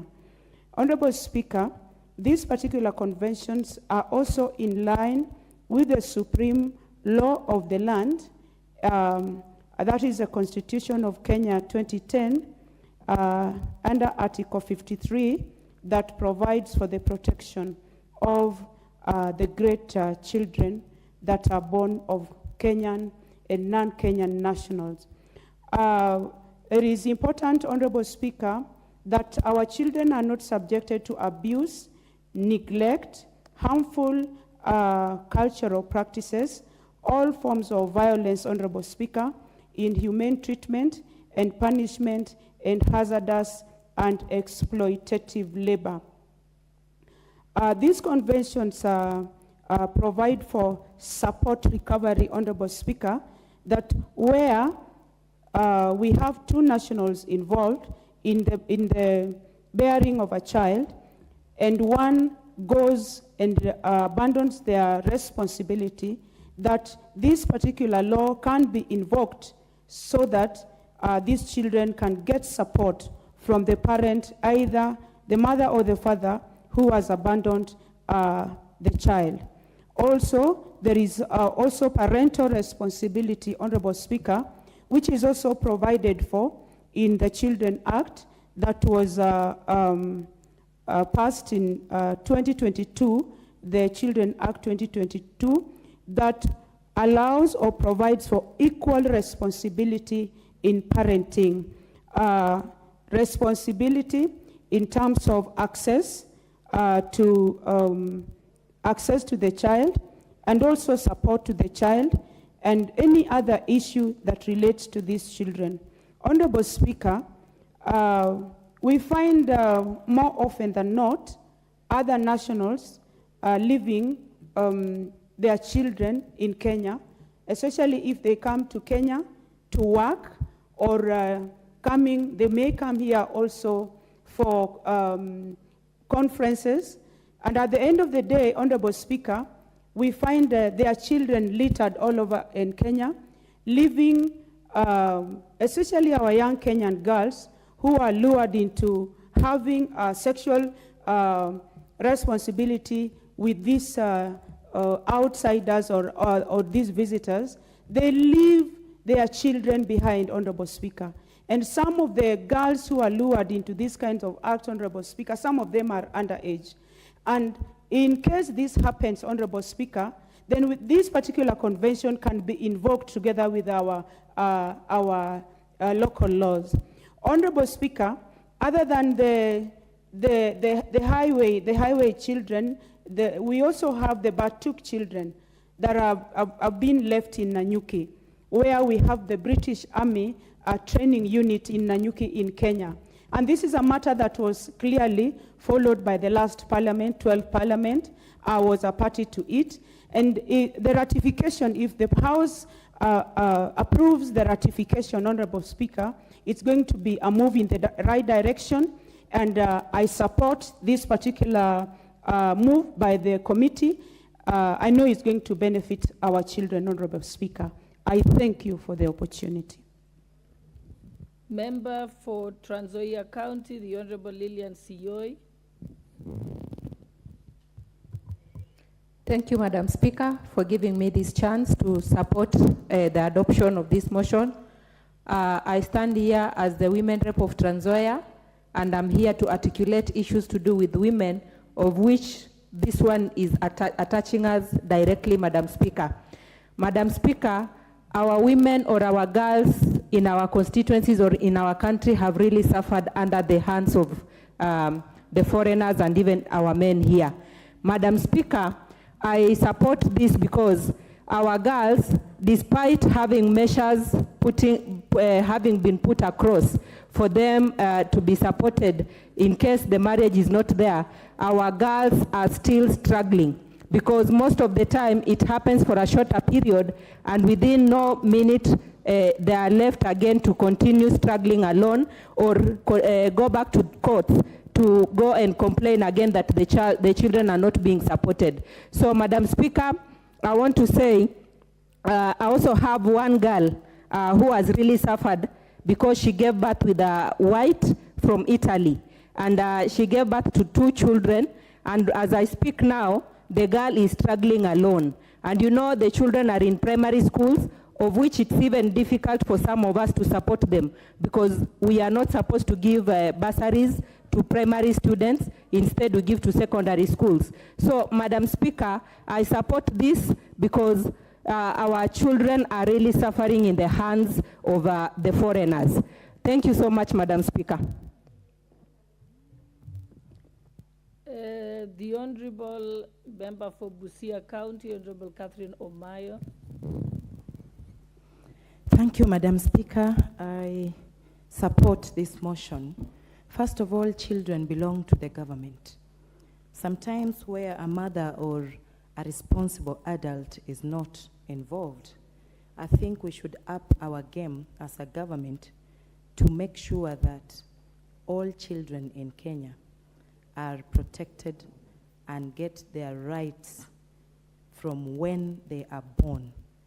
These incidences have been happening year in, year out, and in a million years, we are still here talking about this.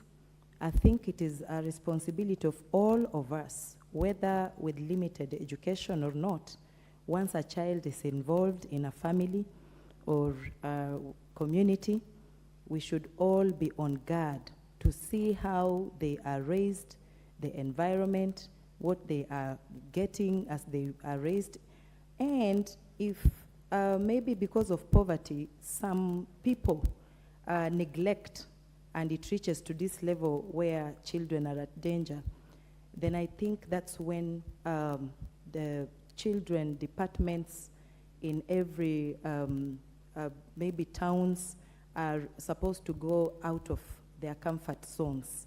Many times we have been called in my county, in a children's office, to go and take some of these children, and as they seek to get to the bottom of the line why the children have been neglected or they have been reported to have gotten lost, we are asked to help, and yet facilities to even shelter these children in every county, I don't think they are there. So there are so many other things that actually make this a little complicated, and yet it is not supposed to be complicated. So I support this motion, and I know that where Kenya is today after independence, we should be implementing more things than theoretically narrating. Thank you. Thank you. It looks like this motion is women top heavy. I can see the Honorable Member for Sirisia. Honorable John Waluki.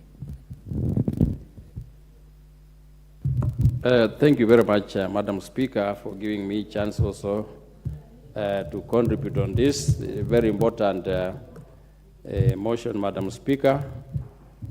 The adoption of this motion, Madam Speaker.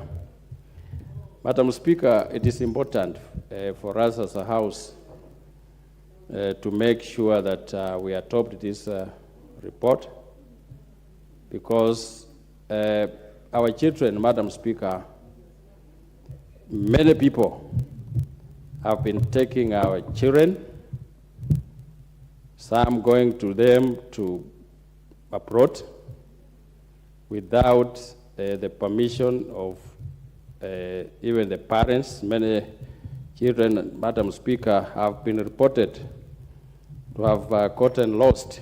People steal children in hospitals, in homes, in town, Madam Speaker. So we need to put very strict laws that can protect our children, Madam Speaker. Madam Speaker, when we speak on this motion, I've seen my colleagues, women MPs, talking mostly protecting a girl child, Madam Speaker. But a child is a child, whether it's a boy or a girl, Madam Speaker, should be protected. Madam Speaker, Article 53 of the Constitution, Madam Speaker, protects children of this country, all children of this country, Madam Speaker, and citizens of Kenya, Madam Speaker. So, Madam Speaker, the laws that are there, Madam Speaker, I think they are weak. And this is the time I want to thank the member who brought this motion, Madam Speaker. And us as the House, Madam Speaker, this is the time to adopt this report, Madam Speaker, so that we protect children of this country. Thank you, Madam Speaker. Thank you. The Honorable Member for Funyula Constituency, Professor Dr. Wilberforce Ounda. Thank you, Honorable Speaker. We were being worried that the debate was being hijacked by our female colleagues, yet the process leading to the child is a two-way traffic. It's very unlikely to happen one-way traffic, at least not the conventional or the traditional way. Honorable Speaker, as I stand here to look at the Hague Convention on Civil Aspects of International Child Abduction, the Hague Convention on Jurisdiction Applicable Law, Recognition, Enforcement, and Cooperation in respect of parental responsibility, and measures for the protection of children, and thirdly, the Hague Convention on International Recovery of Child Support and other forms of family maintenance. Honorable Speaker, it's being presented here pursuant to the relevant standing order, the question that requires any convention or any treaty must be ratified in this country for it to be part and parcel of the laws of Kenya. Standing order number 216 likewise compels the National Assembly to process any treaty that's presented before it. Honorable Speaker, we have raised these concerns in the past, that the Treaty-Making Act is designed in such a way it never gives the people of Kenya, or the people of Kenya specifically, any chance to review and enrich these various treaties and conventions. It is given as it is, take it as it is, and the most drastic aspect, you either approve or reject it. But since it contains some positives concerning the people of Kenya, we have tended to approve it in its entirety, even though there could be points of objection. And probably this, Honorable Speaker, lends to the statement by the Registrar of Treaties in the Ministry of Foreign Affairs and Diaspora Affairs, Ambassador James Waweru, when he observed that there is, when you look at paragraph 78 of the report, that there is need to sensitize the judiciary and key government ministries and departments on the obligations under this convention. We are ratifying a treaty where probably the people, the organs that are mandated to implement the same, have not been sensitized adequately, and therefore we are going to spend very many years groping the dark. But as we have always said, at any given time, the welfare and the best interest of the child should precede any technicalities. And that's why when I stand here today, I support the adoption of the various treaties. Honorable Speaker, let us be very clear from the word go that child protection, child welfare is a shared responsibility. And the Constitution clearly says a child belongs to both mother and father, regardless of the economic, political, social, or whatever status of either of the parents. And that's why you find our courts have been very progressive in the interpretation on the issue of child welfare, child custody, child maintenance between the various parties. Honorable Speaker, it has been a tendency in this country, and I want to echo the sentiment of Honorable Nganga, being the MP for Thika and Thika Road, which is the case example of children. The girls will wake up in the morning, they have children, but they're unable to distinguish between the same looking Chinese to know who is the father. They would walk there in the morning, all of them squinted eyes, they're unable to tell who is the father. I would want to imagine that there must be a process, either scientific or unscientific, that can allow our girls to identify among these Wazungus. You know, Wazungus, Chinese, and the rest at times tend to look the same, Honorable Speaker. So when you look at them like the Koreans, the Japanese, it's difficult to tell who the difference between the two. Honorable Speaker, if you would add just a second or a minute so that I drive a certain point. That's okay. Honorable Speaker, therefore, we must revert back. That's why we are saying these conventions are not domesticated. Because at times, once those guys run away, you know, they will take you to a ping pong game. Say, now let's go for DNA. They will look like, they go to DNA, it reads negative. So the girl is left in tears. He does not know who is actually the father of the child.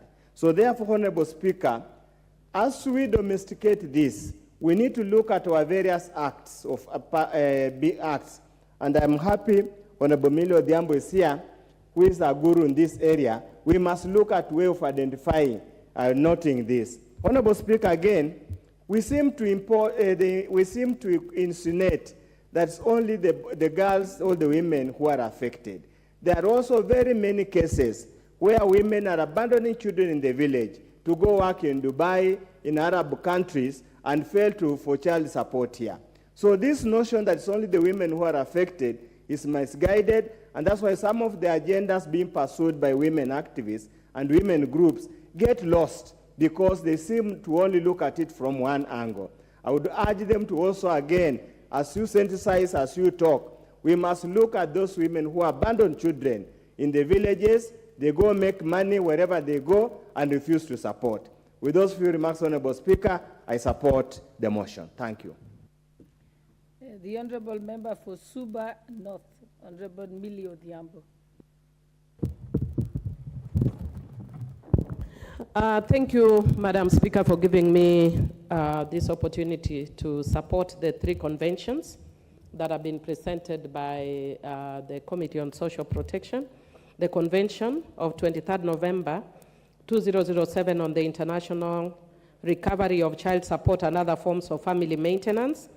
Secondly, Convention on Jurisdiction, Applicable Law, Recognition, Enforcement, and Cooperation in respect of parental responsibility and Measures for the Protection of Children, concluded on the 19th of October, 1996. And third, the Convention on Civil Aspects of International Child Abduction, concluded on 25th of October, 1980. Madam Speaker, let me thank Honorable Wundo for recognizing my work in the children's sector. Indeed, as a matter of fact, most of my professional work has actually been around the issue of the rights of children and the rights of women, but primarily on the rights of children.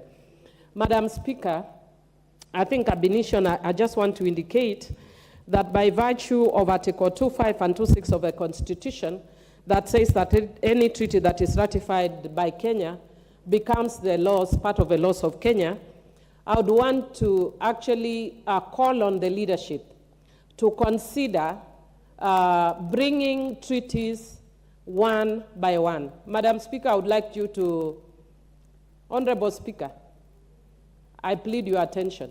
I know you are consulting with my sister, but I plead your attention because I'm seeking and begging for one thing that you can actually take forward as House leadership. By virtue of Article 25 and 26, once these conventions pass this floor, they become part of the laws of Kenya. So we can make direct reference to them as laws of Kenya.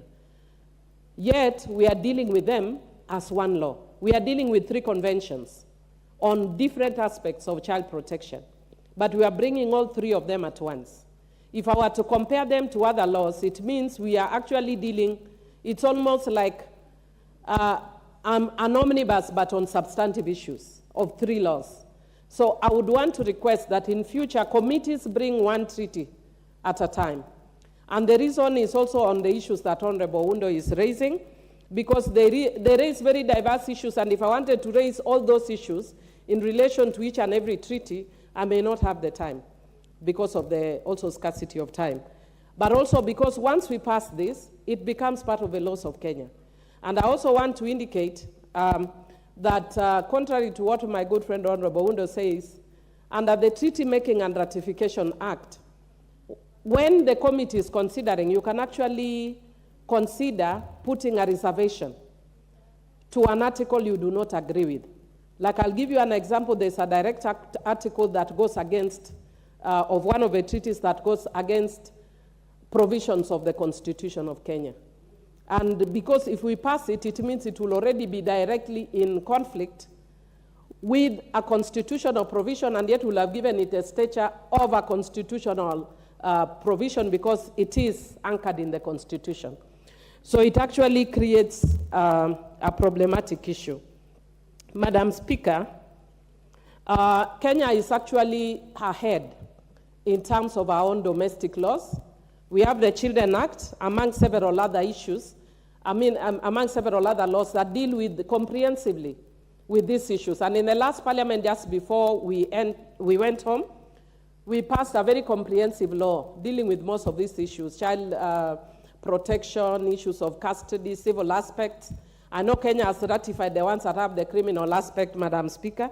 I can see my time is running out, but I just wanted to point out, Madam Speaker, it's my concern. You can have an extra 2 minutes.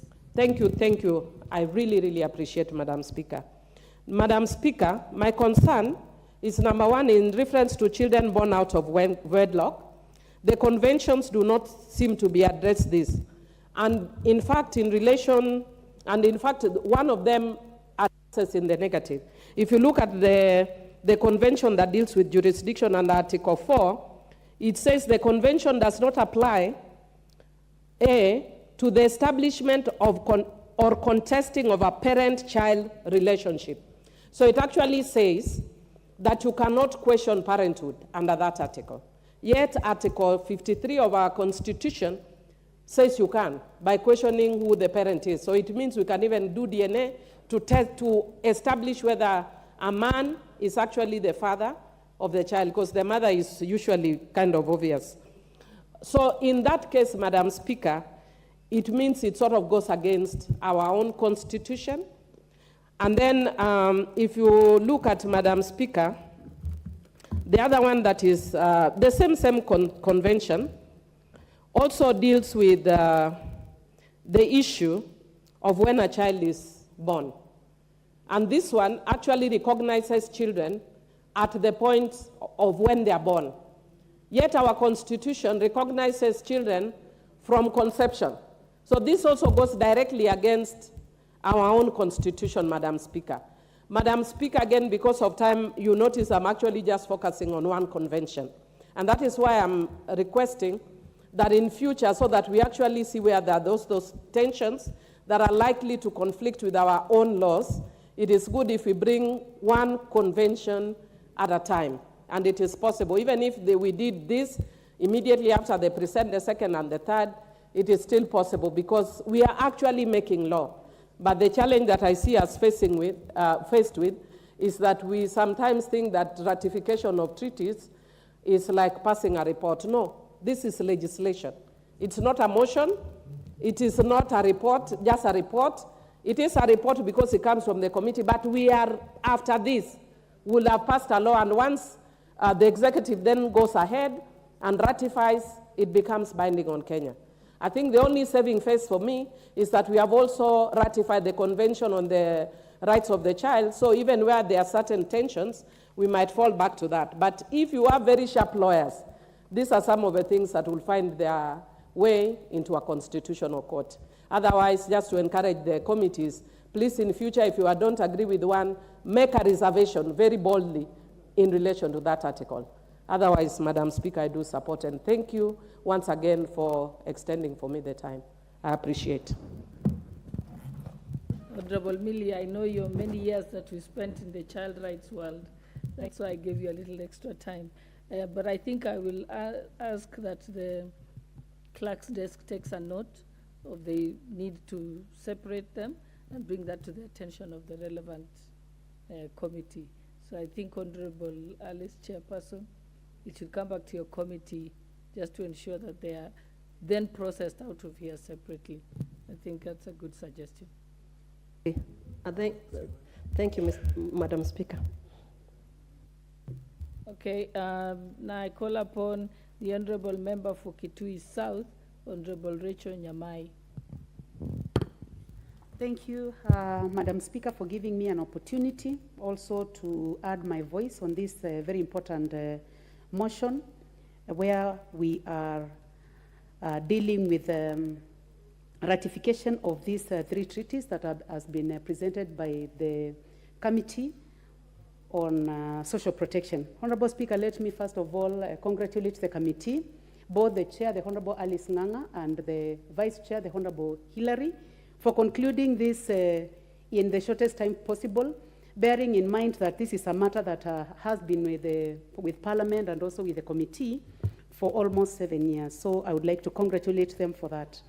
Madam Speaker, I listened very keenly, and I also had a chance to look at the report to the Chair when she was making the presentation that these treaties will enhance the rights of children, their parents, and we know that this is a matter that is happening in our country where children fail to access both their parents because of one situation or another. The rights of parents not being able to access their children, and not only the women, because we need to look at it both ways. There are also men who may not be able to also access children who are with their female partners. So, and also the rights, Madam Speaker, of children to be taken care, to have education, to have shelter, to have food, to have love, and possibly be able to access all their parents. So, Madam Speaker, I really support this report. I would like to go straight to a matter that was raised by the Chair on the children that are as a result of Thika Road, children as a result of Kibwezi Kitui Road, children as a result of Kenol Sagana Road. Madam Speaker, this matter needs to be taken seriously because most of the women that found themselves in this situation have children who they are not even able to name the parents, the fathers, more so, Madam Speaker. And Madam Speaker, what I would like to encourage our girls, because I am personally affected because of the construction of Kibwezi Kitui Road, is that I must tell the women that make sure that you can identify the person that you are relating with, and make sure that when times are good, Madam Speaker, you get hold of that passport, make a photocopy, keep one of the copies with your mother, your sisters, your brothers in different places, so that when things go wrong, you have a possibility of at least identifying the name of that person, Madam Speaker. All our girls in Nairobi, in Mombasa, in Kisumu, in Laikipia, Madam Speaker, where we have the British Army training, we have our women who are stranded with children who they cannot name. Our women should not just live with white people and call them Mzungu. Some of them are not Mzungu, Madam Speaker. Some are Chinese, others are Pakistanis, others are Koreans. But our people just refer to all of them as Mzungu. They must identify them. And the best way to identify them is when things are good, get that passport and make sure you make a copy, because things can go wrong, Honorable Speaker. Madam Speaker, I also listened to the chair, and the chair said that their committee will walk to the government offices and present this report. And also they'll be able to go to The Hague and present this report. I would also like to encourage them to support women, especially those who are not educated, to make sure that they get hold of the judgments, the court judgments. They may not be able to do this because this is not their everyday work, but there are government agencies that can pick these cases and ensure that they go through the judgments and they support our people, Madam Speaker.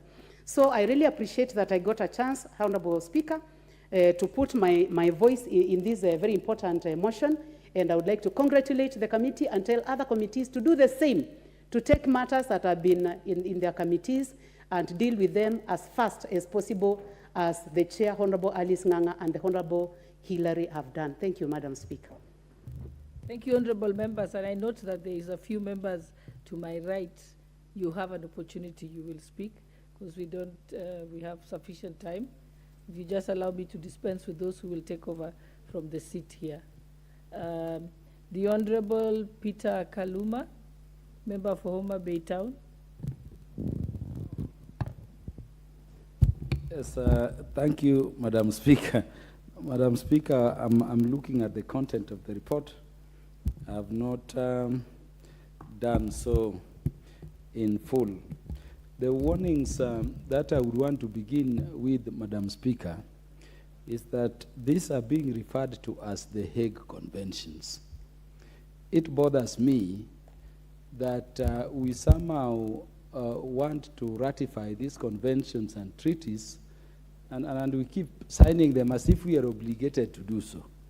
In fact, as if we are doing nothing else, not considering why they should be signed or not. Madam Speaker, by rushing to sign in the manner I see us doing, and I'm saying this, Madam Speaker, because I'll want to give some recommendations in terms of how we deal with treaties in future. This is the reason, Madam Speaker, as to why you get states like the United States, states like Israel, states like China, states like Russia did not sign the ICC treaty for Hague. But they come shouting to you that when you engage in such acts, you have to be taken to the Hague. And you remember, Madam Speaker, based on our history, we had the 4th president of the country being tried at the Hague. The current president of the country still has a pending case at the Hague. And by the way, we are not bothered that the states which shout they are after these rights most are themselves not signatories. The question that I would be asking if I were in charge of this convention is, number one, do these states we are talking about, whether the United States, the so-called superpowers, economic superpowers, whether it is Russia, whether it is Israel, whether it is the G20, have they signed? I think I have to make you stick to the topic. I know where you're going. Yes. But we are just talking about, these are child rights conventions.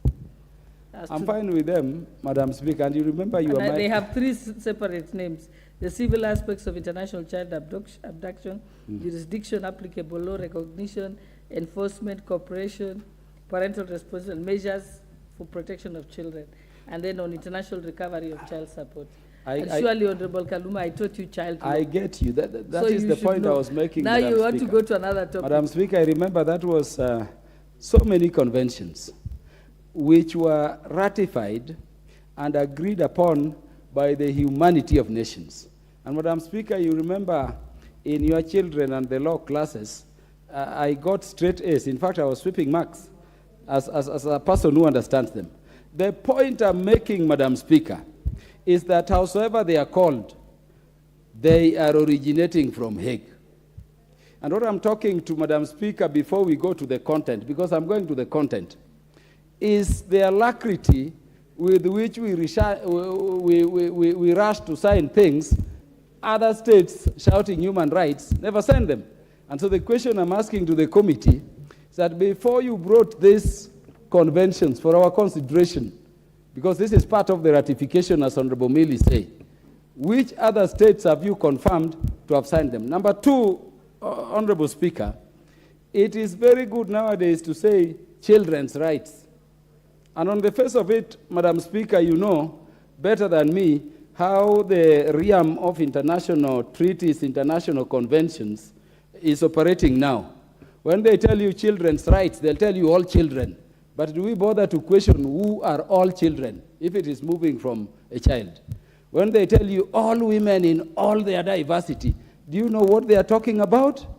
Your guess is as good as mine.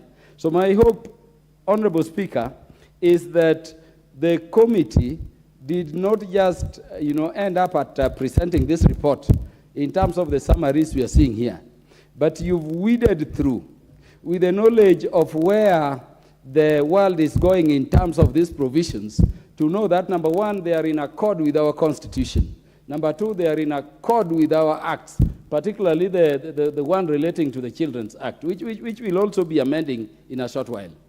Because I'm not specific to those parts, Madam Speaker, I would thank the committee for bringing this report, but, Honorable Speaker, I would hesitate to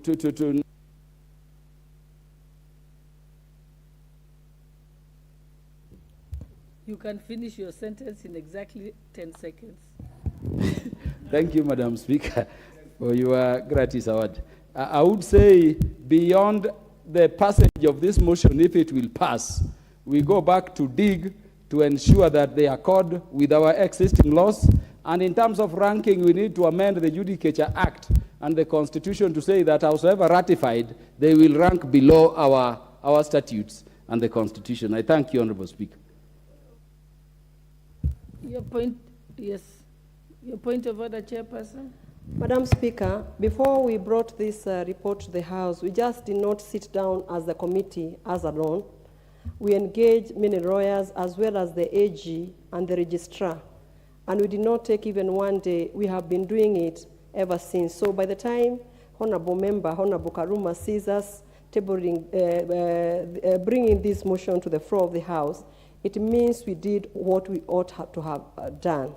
And thoroughly, Madam Speaker, we cannot just rush things. We know this is a house of laws, and laws are made here. So if you see us bringing that motion to this level, it means we have done our due diligence. We have done what a committee ought to have done, and that is why we are here. That's why we want members to contribute.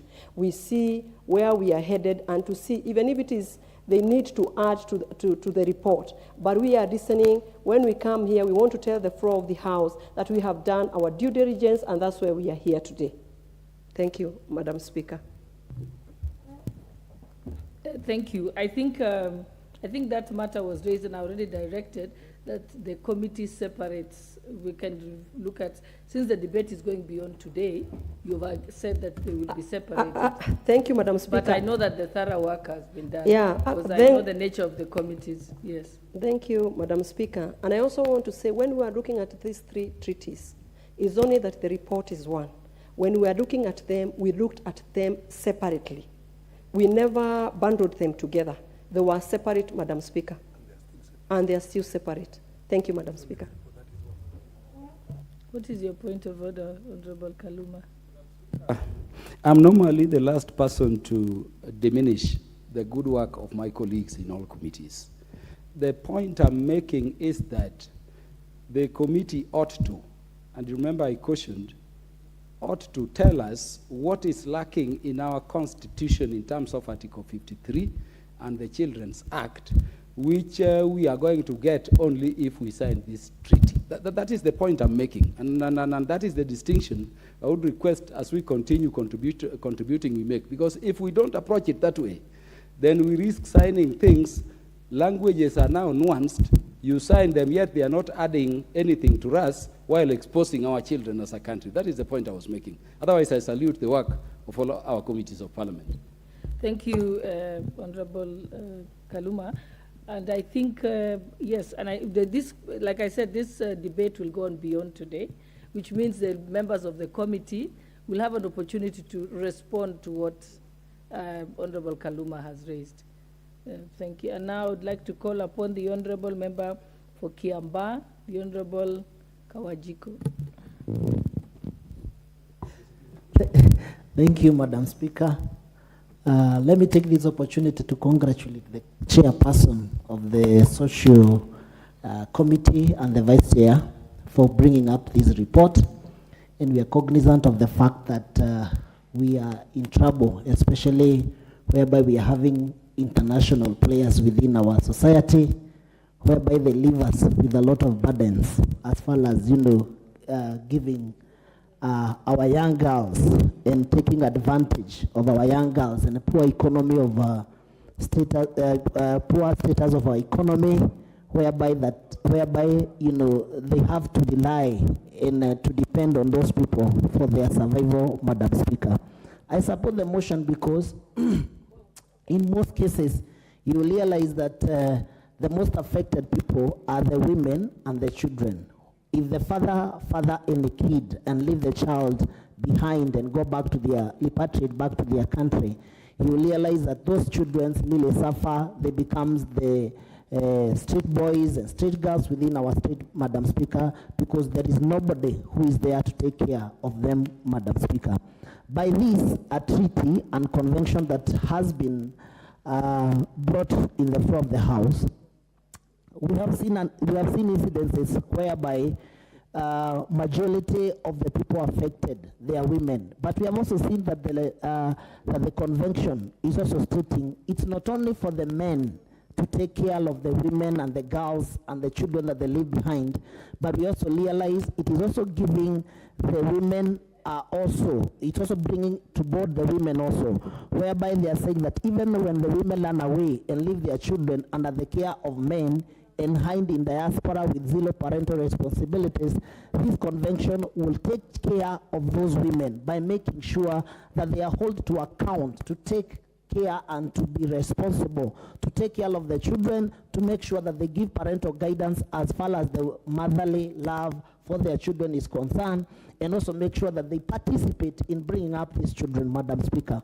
We have seen many Hague treaties, and we hope that this will not be in one of those many Hague treaties, whereby that there is no one who is enforcing this law. But on this convention also, we have seen a situation whereby they are saying that if there is any order from the court within the jurisdiction of our country, and there is any court order relating to any child care or child support, the person who is in charge or who is held to account will take this order, and the Ministry of Social and Social Protection will take the order, present it to the Attorney General, then the Attorney General will present it to the Foreign Affairs, then the Ministry of Foreign Affairs will take the orders to the mother country and make sure that those orders are enforced, and the person responsible for leaving their child behind will be taken responsible to make sure that he or she commit and take care of those children, Madam Speaker. We therefore support this treaty. We commend the Committee on Social Protection for making sure that there will be a way to follow up, even after probably these people leave their children behind, even after the women, even if the women leave the children behind and probably go to live in the diaspora looking for green pastures, and they are not able to take care of their children, this convention will take care of such matters to make sure that they are brought to book and they take pure responsibility of their children, whether it is the men, whether it is the women, any person who is involved. we will be able to go beyond our borders and take care and bring those people culpable for the action to this country so they can be able to take care of their children and own up their responsibility. Madam Speaker, in our society today, we have so many single mothers. We have so many single mothers who are taking care of their children, and the fathers are around. It is prudent for every man who is responsible to take care of their children as it is required by the law and the Constitution, so that at least we can reduce the numbers of the single mothers we have within our society. And every child was not born alone by the mother. There must be a father who was responsible to make sure that that child came into this world. Therefore, I support the convention, and we urge the government to take that responsibility and make sure that they enforces this convention. Thank you, Madam Speaker. Thank you very much, Member for Kiamba. The Honorable Caroline Ngeleche, Member for Elgeyo Marakwet. Thank you, Madam Speaker, for giving me this opportunity, and should appreciate because I've really waited for that chance. I want to, first of all, appreciate the member, Alice Nganga, together with her committee, for bringing in the very important issue. Madam Speaker, you realize that it is a right of every child to be taken care of. In layman's language, we always say these children didn't apply or didn't request to be born. It should therefore be the responsibility of the two parents. Madam Speaker, you find that many a times, those people, especially non-Kenyans, who come here and sire kids with our children, have means. Yet the parents or the mothers or the fathers who are left with these children, maybe there are people who are barely surviving. They are not even having anything stable job or anything to support those children. It is therefore very important to note that whenever somebody has had the responsibility of giving birth to a child, he or she should know that that is her responsibility or his responsibility for life. Madam Speaker, you find that many of the children who've found themselves in those crossroads, whereby they are left with one child, the ones that Madam Speaker was speaking about that emanated from the construction of roads here in Kenya. Those children might never be upright forever because they'll keep asking themselves so many questions, and they'll keep seeking to find out who their parents are. And they are not only the ones who are getting tortured, Madam Speaker. You find even at times those parents, because they are not able, they leave those children to others. Some leave them with their grandmothers, some leave them with their aunties, some even leave them to the community. And many of these members of parliament will tell you that many a times when they do fundraisings, they raise children whose part of their parents, one part of the parent has absconded their duty and left it to one parent who might not be able to take care of. It is therefore very important, and I think this motion is very important and must be supported. It is also, as we discuss about foreigners or other people having kids with our children, with our locals and leaving them, it is also very important to think about it, to think about those who are doing it locally, Madam Speaker, and leaving them. As much as we have the law, we've never had the enforcement of law fully. Or you find that it's not easy for those parents who are left to take care of their children while others are having field day outside. I've not had that opportunity, nor the law does not support them fully. It is not free. It comes at a cost here in Kenya. And you find many people, instead of fighting for child support or even looking for those people who have the responsibility of their children, they just leave it and struggle on their own. And many problems in this Kenya are brought about by people who are leaving their responsibilities. That is why even when we have issues of like the active issue in Malindi, in Kilifi about the Pastor Mackenzie, you find that most of the victims are children. Some of these children are mentally tortured, and some of them are miserable, and they are looking for a shelter. But then, Madam Speaker, even as we look and adopt the treaty, it is also good to ask ourselves if we are giving away our rights as Kenyans, if we are also giving away the rights of the jurisdiction, because if I am Kenyan, for example, I should be tried at home. It doesn't only apply to those people who are running away, but also Kenyans who are running away from other countries.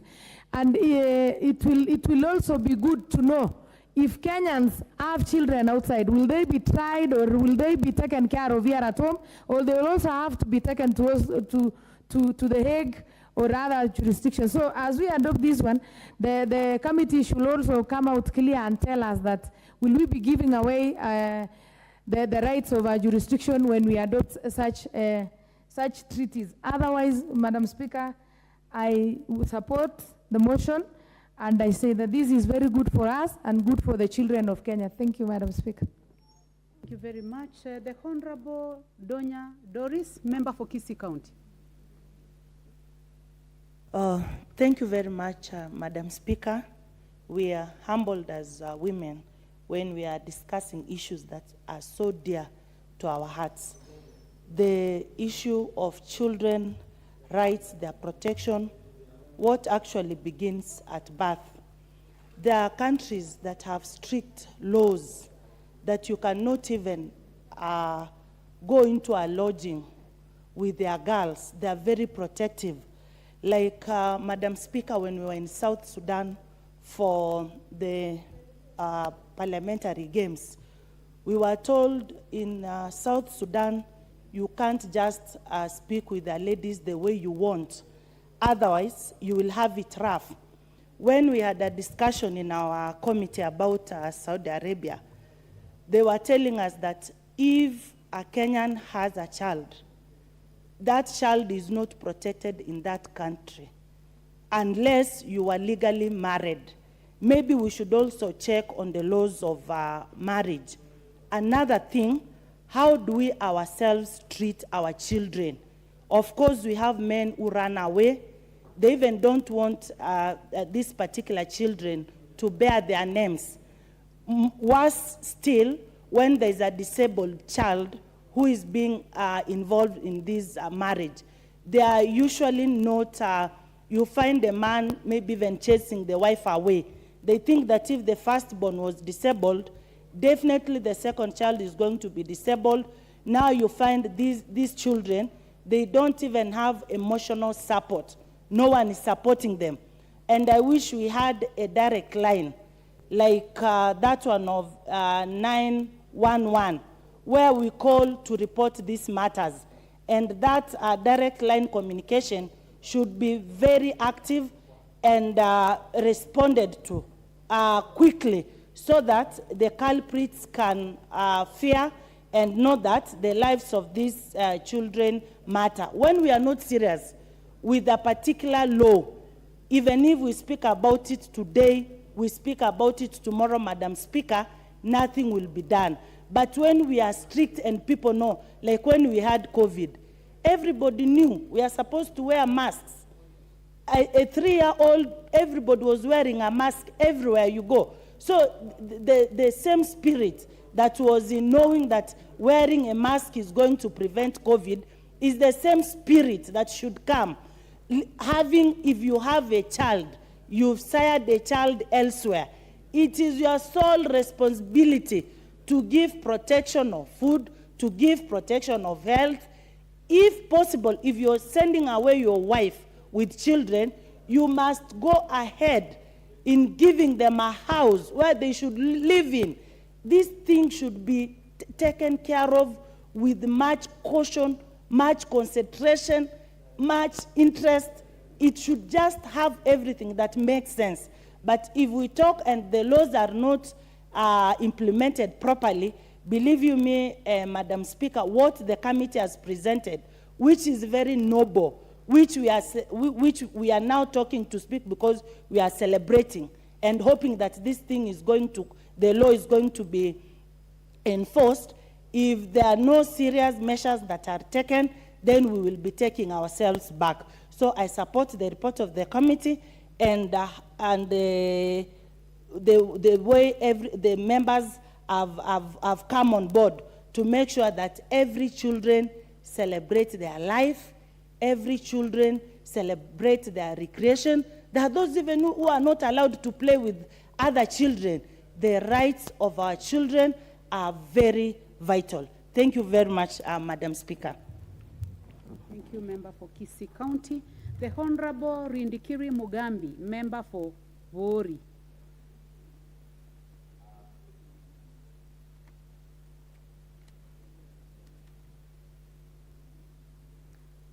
Please try Yeah, to thank you, Madam Speaker. I rise to support the ratification of these conventions,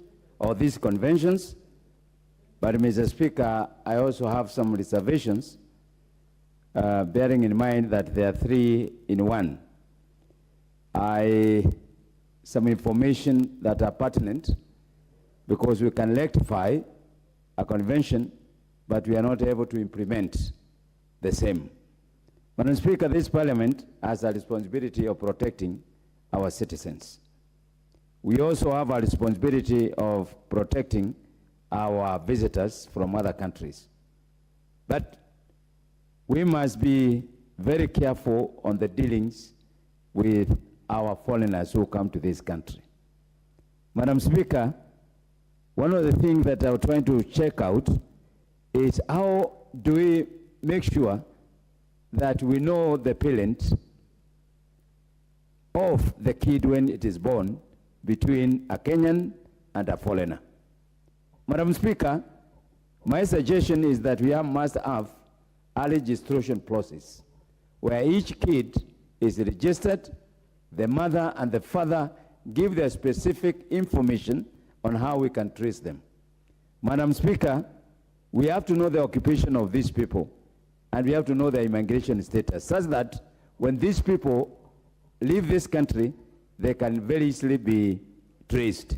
So the convention need to have the rectification need to bear in mind the traceability of the parent.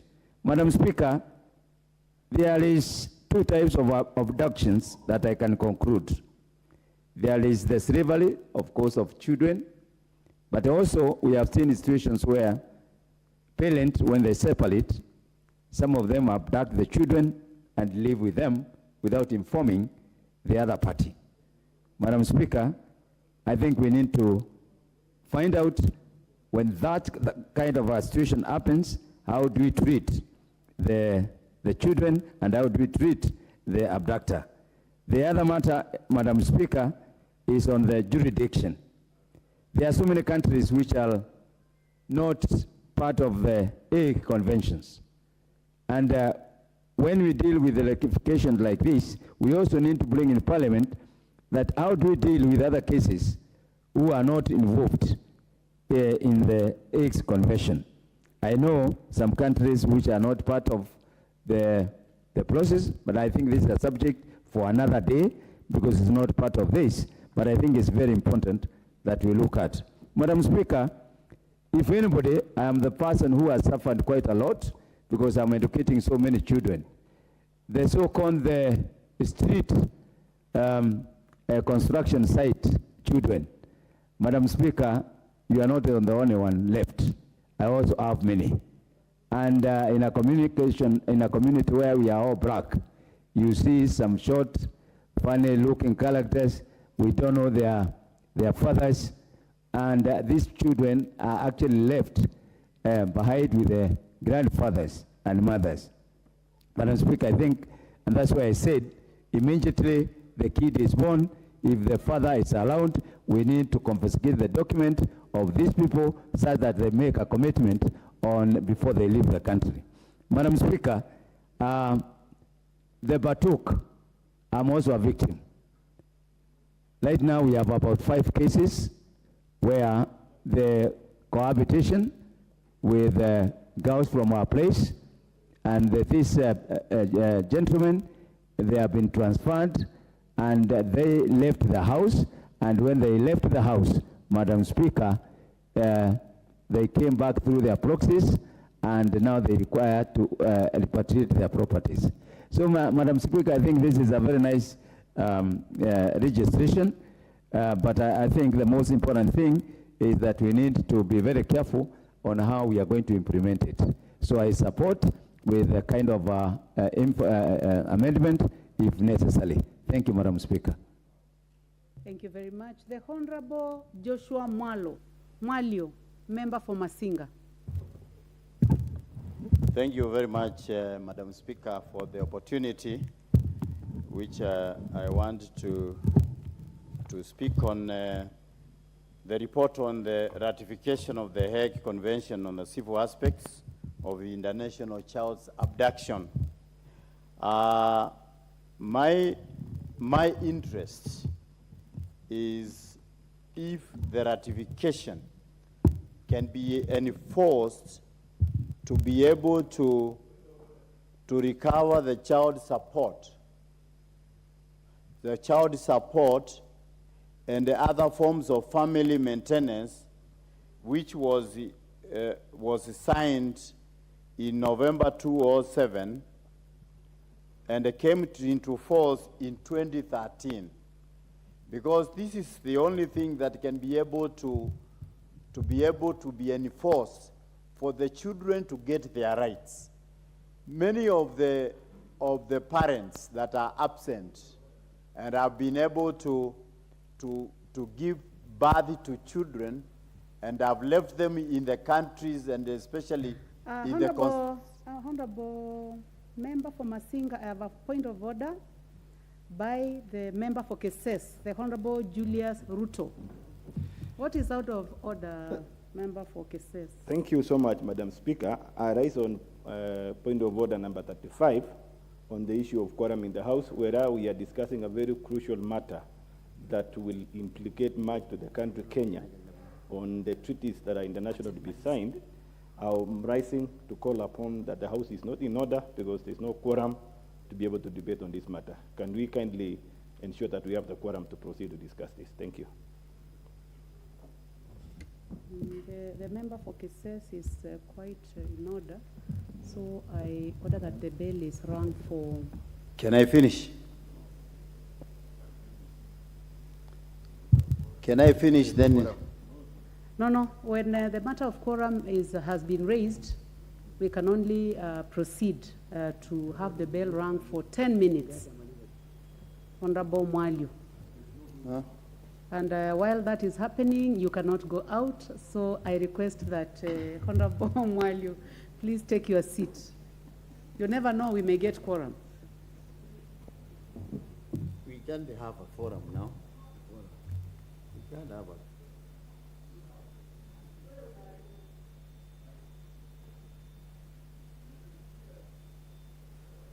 No quorum. Look at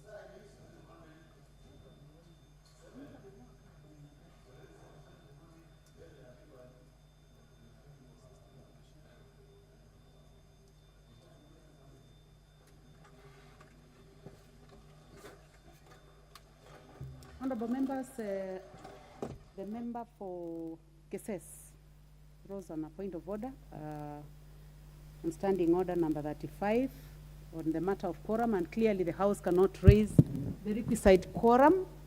So, honorable members, and the time now being 1 minute past 7 p.m., this House stands adjourned until tomorrow, Thursday, 27th of April, 2023, at 2:30 p.m.